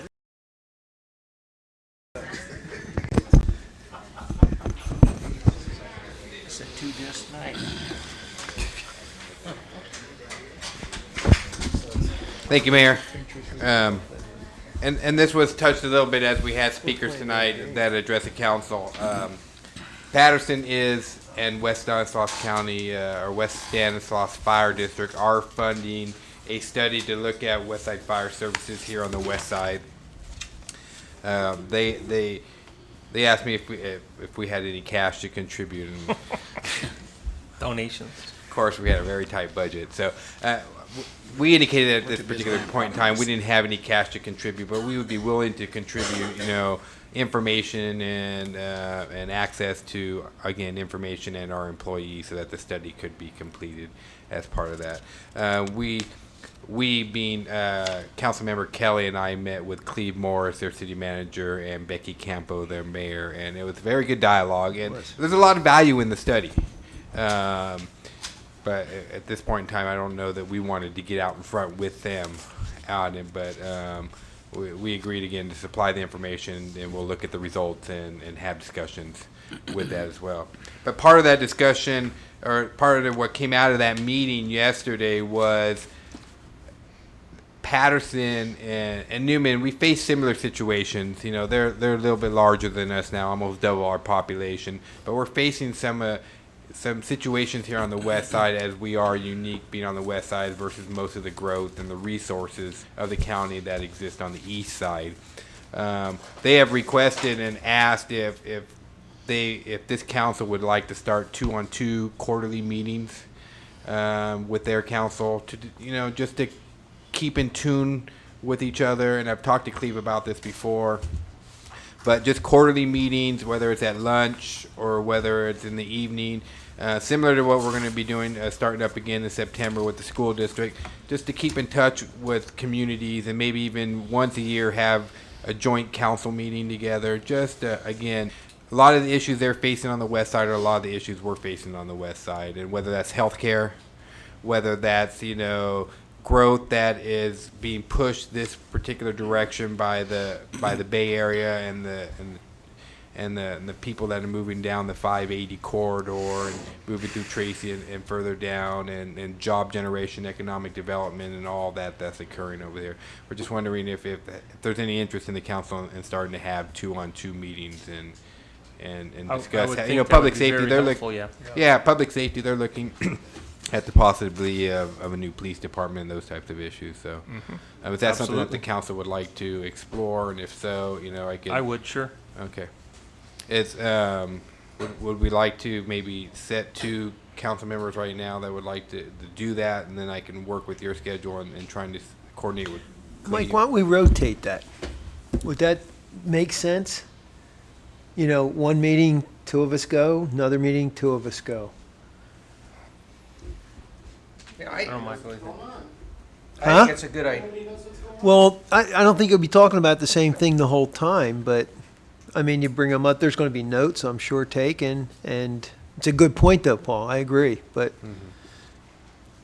Well, I'll volunteer myself as usual. oh, I And enjoyed I'll take it. a different one of you every time. Yeah. That's fine. You know, what you said at the end there, a joint meeting of both councils. I kind of like that idea. You know, I think once a year, something like that would be good. I think that, Since they have new digs too, so. Yeah, they have. anyway, Do we want a meeting or a workshop? Well, that's up to the council. I mean, whether it's a workshop or a meeting, you have to agendize it. Still have to, yeah. Yeah. Workshop. Yeah, workshop meeting with food. exactly. Bob's always about eating. So I Cookies, right, Bob? so I'm hearing like do I hear a consensus that 2-on-2 is a good start quarterly Yes. and then Yeah. once Yes, a year? yes. So I've I'd heard the support mayor indicate that he's available. Is there anybody else that wanted to do that, or we have one constant and rotating after that, or do we all constantly rotate? Yeah, that'd be great. Yeah, Okay. I think then everybody has Yeah, the opportunity, and John can be the, Okay. I'll see Becky tomorrow Catalyst. night at our mayor's meeting. I'll see what Okay. her thoughts are on, Okay. if we want to just have somebody permanent or rotate or see what they had Okay. in mind. So. Well, then if you'll get back to me, I then will. I'll coordinate I'll- with Cleve on that. I did have what I really truly believe is a very successful meeting with the Little League Board at the request of this council, and I met with Ray Barone and Jeff Petero. They are the two incoming, one's the new incoming president, Jeff Petero, and Ray Barone is a new member on there. Their outgoing president has stepped down. He stepped down towards the end of the baseball year, and they shared some of the concepts and ideas that they have with me, and I'd love to share some of those with you. First thing they're going to do is in September they're going to make a presentation to the Rec Commission about basically a state of the board, how much money. It's kind of a financial report to the Rec Commission, and just kind of detail everything that's going down on there. In November, they will come before this council and do a full report to them, and it's their goal around that time is to have the preceding year, the next year's schedule already worked out, so they can not only announce it and do a presentation to you, but start announcing what they're projecting to happen into the future for the 2008 Little League season, and trying to get ahead of it instead of being behind the schedule. So trying to take a more proactive approach. There was some concern that had been expressed by the council about their meetings. I offered for them to hold their meetings here in the council chambers. From now on, their meetings will be held here in the council chambers on the second Wednesday of the month. That way, they're open to everybody. It's a public forum. I think in the past, they'd been meeting at Pizza Plus. It was kind of not necessarily the best setting for their board meetings. So I think they appreciated that. Do you recall what time they are? Yeah, I believe they're going to be at 7 p.m. Yeah, 7 p.m. here, the second Wednesdays of the month. Yeah, it's on your event calendar, and we also talked to them about if they have any information that's coming up, let us know. They're going to expand their board. Currently, there's about 5 to 6 members on their board. They're trying to expand that to 10, between 7 and 10. One thing that they did indicate to us is that they were not opposed to a rec commissioner being on their board. So at the last rec commission meeting, they have nominated Dwight Wilkins, who was here tonight, as a rec commissioner to sit on that board. Now, obviously, their board has to confirm that. But these are some of the first steps that I know this council and members of the public have talked to me about that they wanted to do. So, Michael, what's their feeling on anyone that's on the board not being able to be a coach? well, and we did talk about that in the next show. I talk about, and they make a valid point here. They don't support that, and let me tell you why. And it does make sense, because if you had to choose between coaching your kids' team and being on the board, it's not a decision. You coach your kids' team. Now, what people don't know about the board in their bylaws are, if you are a coach, you cannot vote on any rule change or change to anything in that league for which you are a coach. If you're a board member and a coach and something's coming up for Pee Wee girls softball, you cannot vote on any rule changes or changes to that league if you're a coach within that league. And that's the way they separate the two. And so there's a distance or removing yourself from that vote. And that's been in place for a while for them. But that is something that they're definitely going to look at. And they're very honest with me. They're looking at their bylaws right now, and in every organization, the organization is probably only about 3 years old. Every organization goes through change, and I think they're doing the right thing. They're looking at their bylaws. How can they update them? They're looking at Little League organizations to see if they're the model out there that they can and take and bring into Newman that really helps and enhance that. They had a big jump from 300 kids playing Little League to over 400. That's a big jump in one particular year. That's a lot of growth to incur and not be prepared for it. And it's hard to prepare for the number of people you're going to get to sign up on there. So I think they're taking a lot of good steps to open up the board to the public. I know that's a big concern of the board has heard, or this council has heard from the board. They're doing that in several ways. One, they're going to, again, make us informed of when there's going to be board elections. They're going to try to get that out in the newspaper and have articles with Dean on it. They're going to let me know so I can announce it on TV at your council meetings. They're going to hold their meetings here in city council chambers again second Wednesday, 7 o'clock. So anybody can show up and participate in those board members. They're going to do financial reports to not only the rec commission, but to the city council, and then try to keep it informed. I talked to them about also having maybe, quarterly, or if not every other month, if not monthly, go to the rec commission and, just kind of keep them informed on what's going on. And that's kind of you as a council, that's your ears on what's going on in the recreational league. So, Well, Michael, I think, for those of us who got swamped with the complaints and everything, I think the accountability part of it is one of the biggest issues. Mm-hmm. And I attended the rec meeting last week, and so I was glad to see that they're making some progress. I think that's all we're asking, is there be some communication and run the program for the kids. Mm-hmm. That's what it's about, and try to alleviate some of the perception that there's just a small group of people running that, and it's do as I say type of thing. So I think having the meetings here is a great idea, affording that opportunity for them to do that. They've been very open with our recreation director, which is a positive. I suggest that maybe they have an agenda that they go by and have opportunities for people to speak and those kinds of things. So I think just for them to realize that they have some issues and they need to address them and start having public meetings and be accountable. Open lines of communication maybe is will give them an opportunity to clean up their own backyard, so to speak. Sure. And we're hopeful that we will get that league will get more volunteers that are going to step up and volunteer to the program. It's 400 kids. That's a big league to run. It takes a lot of volunteers to run a 400 kid league there, and it's multiple months. You basically start practice in March, and I don't think they finish till July. It's a long period of time. I was done in May with T-ball, but things went on for a couple more months.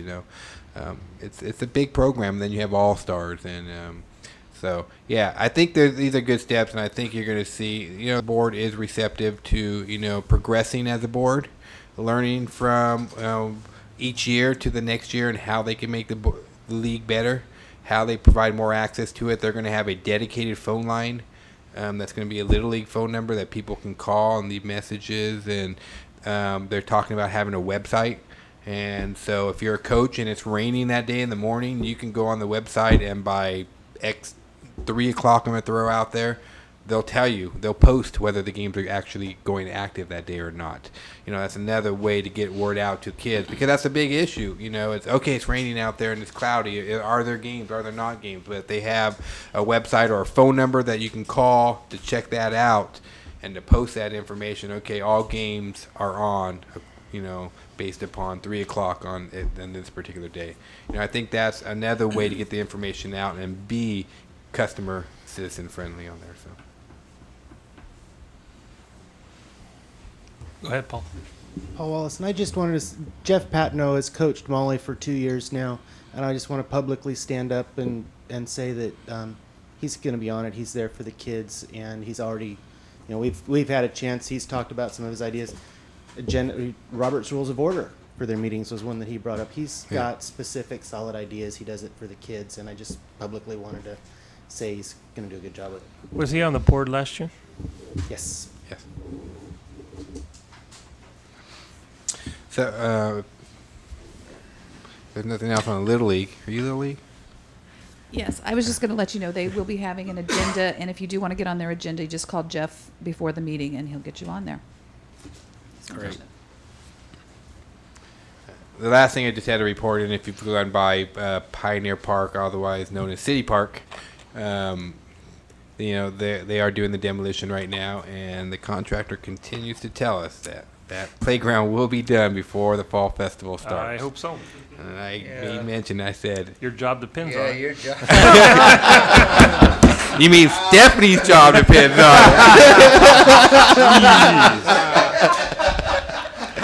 Sorry, Chef. I got to throw it to the. We have.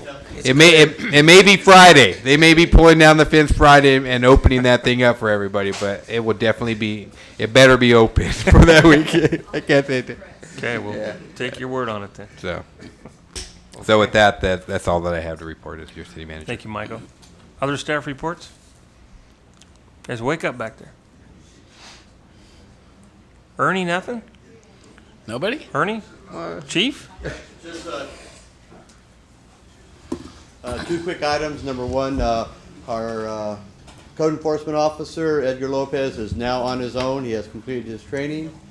And real soon you'll be seeing him driving around in his distinctively marked vehicle that says code enforcement right across the doors. And he's doing a great job. He's doing excellent. And second of all, on Monday we'll be conducting interviews for police officer positions. We have 2 vacant positions. We'll be interviewing academy graduates and some lateral candidates. So we're progressing real well in filling those vacancies. Great. That's it. Thank you.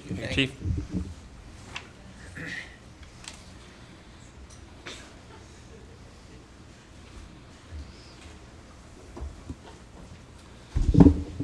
Good evening, Mr. Mayor, council members. At our last council meeting of July 24th, a resident from the 2100 block of Hidden Canyon Way came before you with a concern about standing water at Hidden Canyon Way and Sandy Creek Drive.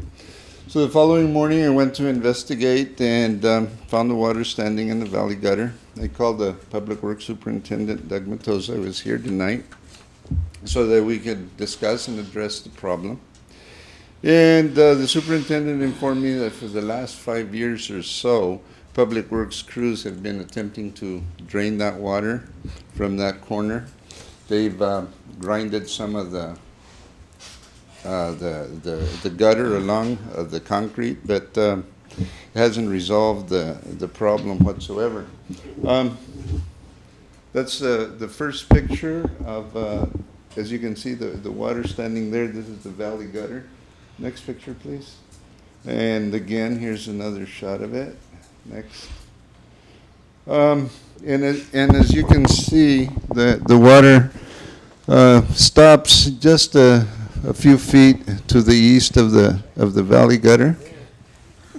Next picture. We had a crew go out there, clean out the entire area. And so this is after they had cleaned it, and so we took in some more pictures. Next picture, please. Here you can see where they had grinded the concrete in the past in an attempt to get the water going. Next picture. Again, here's another shot of the grinding. We couldn't get close to the curb because of the machine. Otherwise, we would have tried to get it as close to the flow line as we could. And here and again, here's also additional grinding. Next picture. And that's the way that that it looked back on the 7th, the 27th when we took the pictures. Then, next picture, please. That's also another shot at it. This was taken Monday afternoon. Doug and I went out and about, and as you can see, the water is back. It's standing in the gutter. Next picture. Again, you can see the water. Next. This is the shot looking back. Right about here in that area there where that tree is, it appears that the concrete is pushed up ever so slightly, but we don't believe that that's what's causing it. We believe that that area has settled there in that corner, and you don't have much of a, the area is relatively flat, doesn't have much of a fall to the east. Next picture, please. Again, here's another standing water further to the east, and I believe, this is the drain where the water drains all the way to the east over to Orchard Park Street. So it's going to be very costly to try to remedy that situation. You're either going to have to go back, take that entire block out, and then part of that valley gutter where it has settled, and then have it repoured. I don't know how much fall there is there, so I really don't know if how difficult it would be, because the water is only about an inch deep there at that corner, and so it would be kind of hard to maintain that grade by pouring new fresh concrete through there. This drain inlet here is a 12-inch pipeline that ties into a 15-inch storm drain line that heads out Orchard Park. The other way would be to extend the pipeline from this drop inlet and run it to the west over to that corner, redo that valley gutter, and then you would have a drop inlet so that you can get the water underground. Ernie, is this all runoff, sprinkler runoff? It's all sprinkler runoff. From It's that all one particular house, or does it collect from multiple houses? quite a few houses, including the house on the corner. We have witnessed water draining off of the lawn and going over the sidewalk, and it collects there. Were the sprinklers on between 1 and 6? Oh, no, they were not. Checking. Ernie, would it be possible, you talked about putting a drain line just going along the asphalt there with the small trenching a hole down, going back to the point of the deepest part of the water at that intersection, coming back over and putting a small drain just to drain what water stands there, and it wouldn't serve as any purpose during a storm particularly, but just to get that water out of there, rather than going through and tearing up the cement part of that sidewalk? It's possible, but again, Councilman, as you can see, here's another area that's already settling here and sinking. So we not only have the problem over in the by the valley gutter, but also right along that section there. So that also has to be repoured and drained over to the DI. We took that picture in the mid-afternoon, so I'm sure that quite a bit of the water had already evaporated, probably had been sitting there all day since the early morning. Is that a different area than the other? Yes, that's a different area. This is further, closer to the DI. The other area is further back by the corner at the valley gutter. Behind that pickup then? Behind the pickup, yes, on the other side.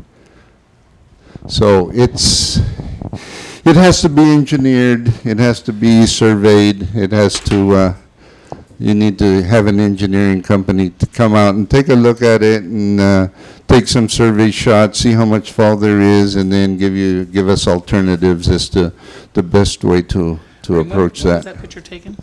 This one, yesterday. Oh, yes. So even when we had those real hot days when it was 103 plus, that Mhm. water, it doesn't evaporate up that much, or? No, because you constantly have water Water running flowing. down into it, yes, yeah. Yards are all graded down towards the sidewalk, and anybody watering their yard, every morning, all that sidewalk is all wet. Yes, all the water runs right down over the sidewalk and down into the gutter. It may be crazy, I don't know. Other than trying to come up with some solutions to get rid of the water, is it out of the question that we could run our street sweeper through there on a regular basis and try to, would that suck up a lot of water or push it along the drain? No, the problem with that, Councilman, is that we have a vacuum street sweeper and it won't suck up that huge amount of water, and then you'll get the gutter broom going through there and it'll just make a mess of the entire street, and then it would, the whole area looks really bad. So. I said it was a crazy idea. I just thought well, we've looked at everything, and so we've run that gamut before. Has there been a conversation with the homeowners there about their watering practices? Doug, have you spoken with them? No, not really. There's some pictures back that you can see the water actually on the sidewalk, but Lee, I don't forget Joe's last name, lives there in the corner. I mean, we've been working on this, like I say, for over 5 years, trying to figure out remedies, and he's adjusted his water. So, well, of course, he has a very nice green lawn, and he puts some water to it, but he's not watering it that often. It's just the way it's graded that it just runs off. The water just runs. 10 minutes and it's starting to run off the sidewalk. And that's not the only area that's draining into it. It's Hidden Canyon Way that goes back towards the southwest. All that water comes around to the corner and stops right there. And it's just a big area that has just settled in time. I mean, these improvements were put in 1988. That's almost 20 years ago. And this soil does shift and easily could have dropped down an inch. Ernie, are we better off going back up to that corner that's behind the pickup and putting in another drain grate in that area? Rather than try to regrade that whole area and possibly having it resettle again? Without me having any information on elevations, it would be difficult for me to say right now, Councilman. I do have, there is a survey crew that's coming in tomorrow to do some rims and inverts on some of the manholes that we need to do for our sewer collection system. And they have to do a manhole there at that corner of that street. I could get them to quickly give me some shots of there and get some more information and kind of help us. Yeah, well, I think it's something that we definitely need to get cleaned up, and cleaned up immediately, particularly with mosquitoes and West Nile virus. If that's sinking, right, this is going to progressively get worse. But I don't know. As I said, without further information, that's all the investigation that I've done, taken some pictures, came back with a staff report to you. So I really don't have any solution for you at this time. Okay? The next informational item, I wanted to show you how the work is going on that Hardin Road project. You have them digging down the street. Next picture, please. Again, it shows some scrapers and a tractor grading and excavating. They're going to get it all the way down to OG and then compact it and bring it up with a base rock and asphalt it, get it done by Friday of this week. School open. Yes, they do. I have been in touch with the school district. They do open up the roadway for vehicle access into that area at the end of the workday. Next picture, please. That just shows over in the area where they put up all the new fence and where they're building up all the building pads. And another picture of the roadway. Then the last one that I have has to do with our YOLO sidewalk infill project. Part of the project called for the placement of sidewalks and handicap ramps at the intersection of YOLO and R Street. And it also called for the elimination of an underground storm drain pipe on the south side of the intersection and the placement of a valley gutter in its stead, that which you're looking at right now.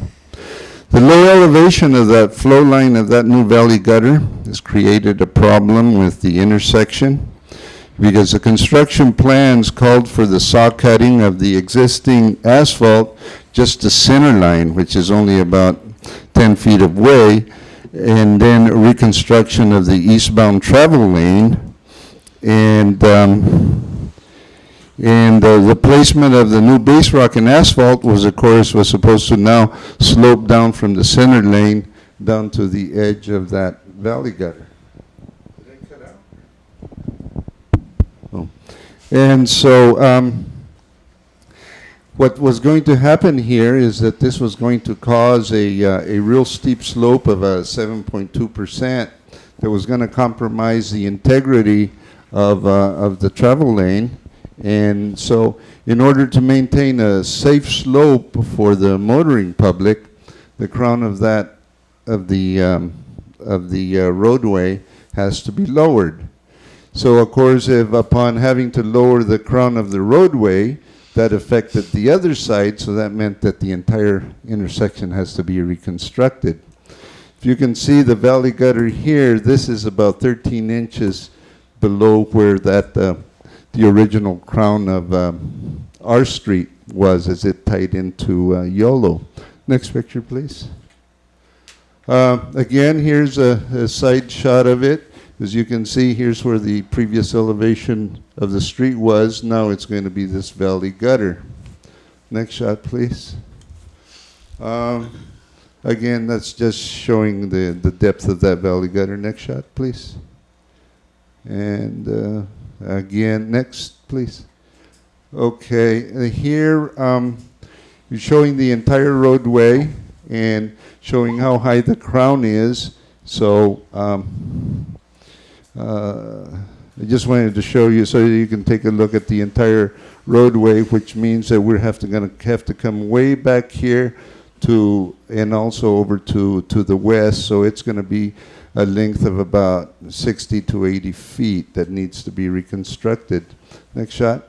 It's going to be lowered, Ernie? It's going to be lowered. It's going to drop down. I'll show you on the profile in a minute in the section. And again, this is looking at this existing slope also was pretty high, as you know, that whenever you went across that valley gutter, that was quite a bump through there. Okay, next shot. Ernie, are they still closing that tomorrow? Yes, they're going to, they have to start early in the morning coming in to excavate the entire roadway, and it's going to be closed starting at about 7 to 8 o'clock in the morning, and it's going to remain closed 24 hours a day because they have to go in there. They have to be very careful because on the westbound travel lane right underneath there is an 8-inch natural gas main. And it is very shallow, has very little cover on it. They have to have a PG&E guy there watching the work. They can only take off the top to a certain depth, and then they're going to be pouring a slurry mix instead of putting a thick section of base rock to withhold the asphalt, because they can't dig down any lower because of the gas main. They can't put any heavy equipment on it. So that's going to be time consuming. Once they do that, and they do the slurry tomorrow, then the following day they'll finish compacting, putting in all the base rock, and then pavement will be on Friday, and we're looking for that intersection to open by Friday evening. In the meantime, access will be through the Hardin Road. Where they're working on that project, they're only going to be working on one half of the roadway at a time, so that they will have a travel lane for access. And Doug also talked with the Monte Vista Estates people, and he got them to open up that gated street to the north. And those gates have already come down, and they will be going back up Friday night when we anticipate this intersection to open. Good to know. At least I can leave my house then, huh? So, Otherwise I'll be landlocked there. we went out, we passed out some flyers, we gave them direction as to what was happening there, and also a phone number to call my office if they had any other questions and concerns. Ernie, before you Yeah. get off of that, was this major screw-up in the original plans? It was, I would say, a drafting problem, because on the original plans, it does not, the plans that I signed does not show any of the elevations. It just shows the area of where the saw cutting was to take place, where the new valley gutter, and where, what additional work had to be there, relocation of power poles and street signs, etc. But it didn't show any elevations, and I never, it got by me, Councilman. Isn't that what you're didn't pick supposed it to up. have engineering plans for? That's correct. But As a resident over there, not only as a city councilman, mhm. that whole thing is so unacceptable and unbelievable that you'd shut down both of our roads and give us, I haven't even seen the letter if we were supposed to got one, 24 hours notice that you're gonna do that. Now we only have one way to get out of there. Very unacceptable. And it's really, really poor planning. And I'm sure everybody else on that R Street and Stevens Avenue are gonna have the same feelings about that. Again, I apologize for the situation, but again, this was just something that the work was supposed to have taken place the week before. Okay, it was immediately, as soon as they got done with the concrete work, they were supposed to go into and do the work of the intersection, and then Hardin Road was supposed to be closed this week. Unfortunately, because of the delay in having to redesign the intersection, trying to get a hold of PG&E to meet with them out there for the gas main situation, it just pushed this YOLO project into this week along with the project on Hardin Road. Again, it was just a circumstantial thing. It wasn't because it hadn't been planned properly. It just happened to move on because, and again, we handed out the letters to all the residents north of YOLO Monday afternoon. Doug had a couple of his workers go out and hand those out. I don't know what happened in your case, if they didn't place it in the proper place, or but again, I do apologize. I know that I wouldn't want to be inconvenienced, but again, this is. Well, I'll tell you, they better have it done Friday before school starts Monday, or we're gonna have a big problem, They have assured us that they would. Could you give me the next picture, please?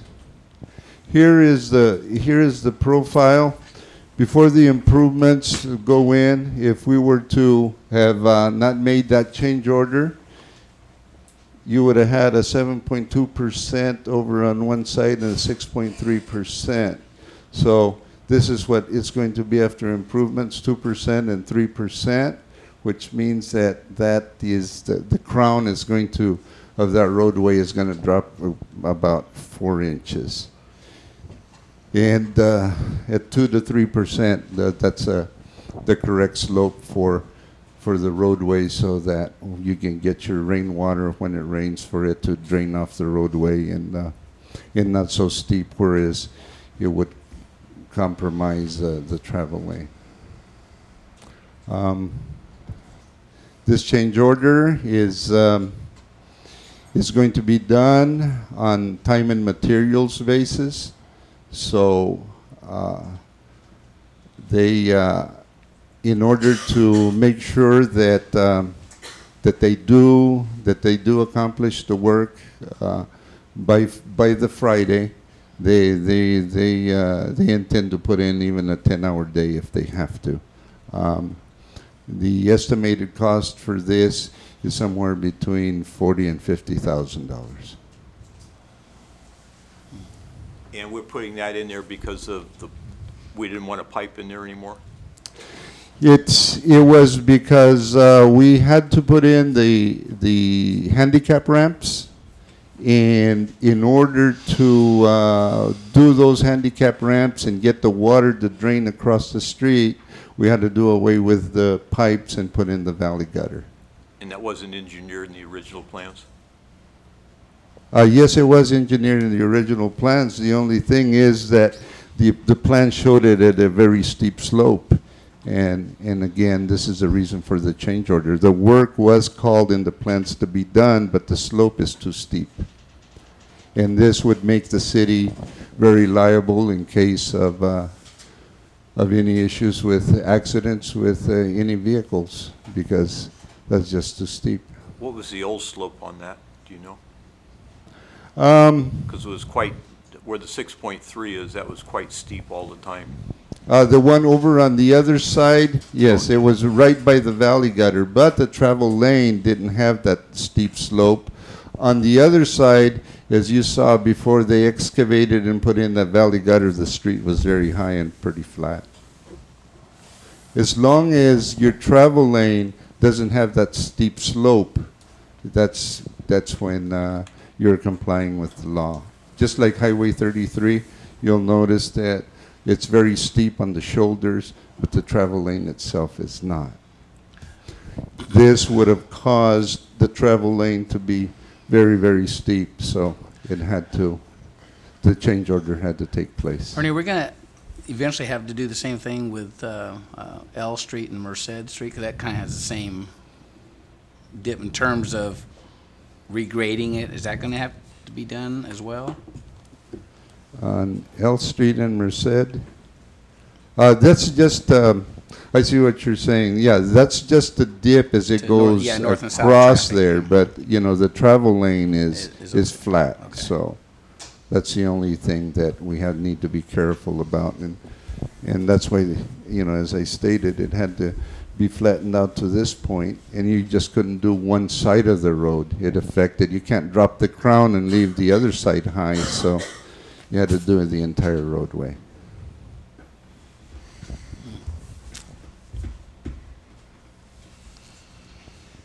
Okay. Thank you. Okay. Thank you. Thanks, Ernie. Next.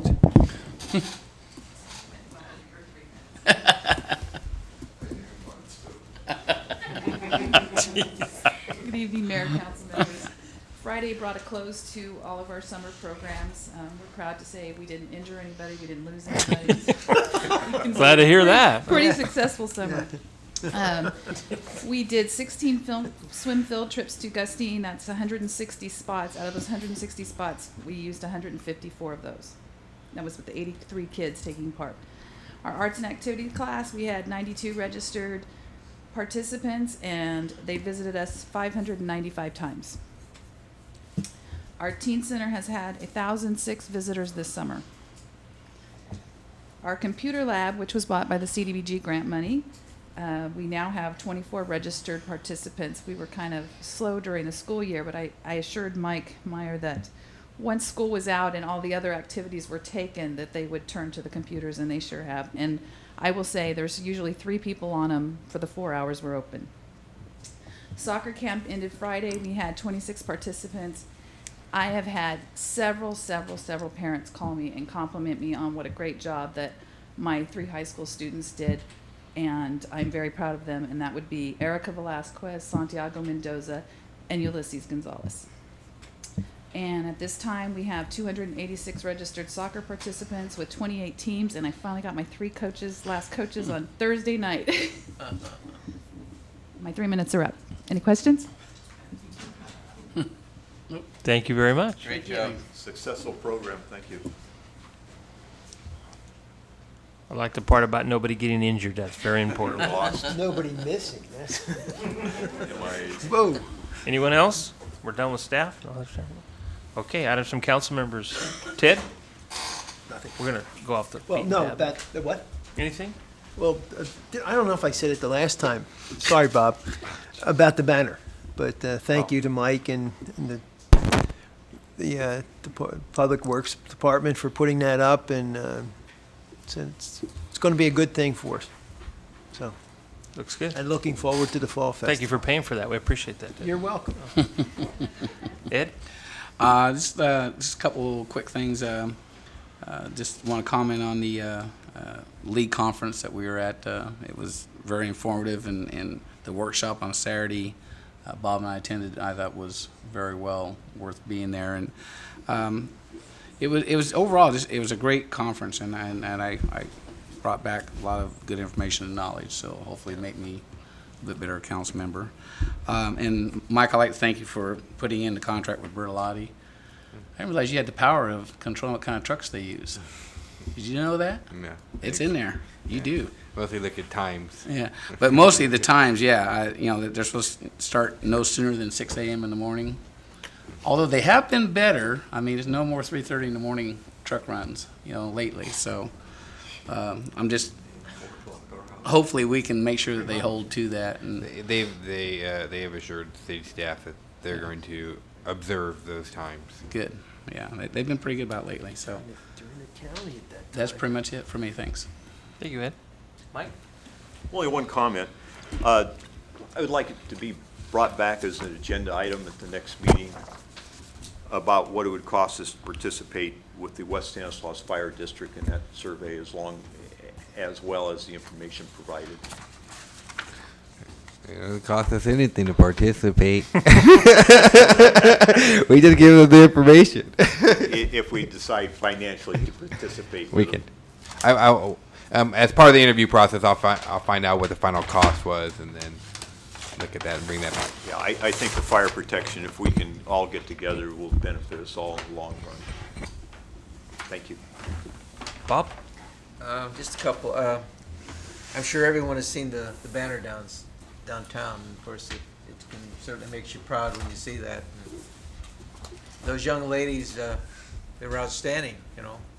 That's something that doesn't happen too often, that you have that kind of run. And I know I've talked to a lot of people that know those young ladies that participate on the team and the coach, and they're very nice young people, and the coach is a great person. So it does a lot for our city when something like that occurs.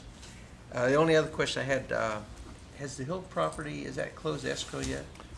It has not, and it probably won't for about 30 to 45 days. We're working out some The escrow only reason issues. I'm asking is I'd like to get a sign up there as soon as possible. Future. Your name on it? Those rights are available. Yeah. That's right. Yeah. Get your checkbook out for those. Anyway, thank you. Thank you, Bob. Just want to remind everyone that the planning for the Fall Festival is underway as we speak. Another meeting this Thursday night at my house, 1339 Stevens. And by the way, Ernie, you are doing the horseshoes again, right? I keep forgetting to ask you that. All right, good. Because I had you down there, so. And I think that's it. With that, I entertain a motion to adjourn. So moved. Second. All in favor?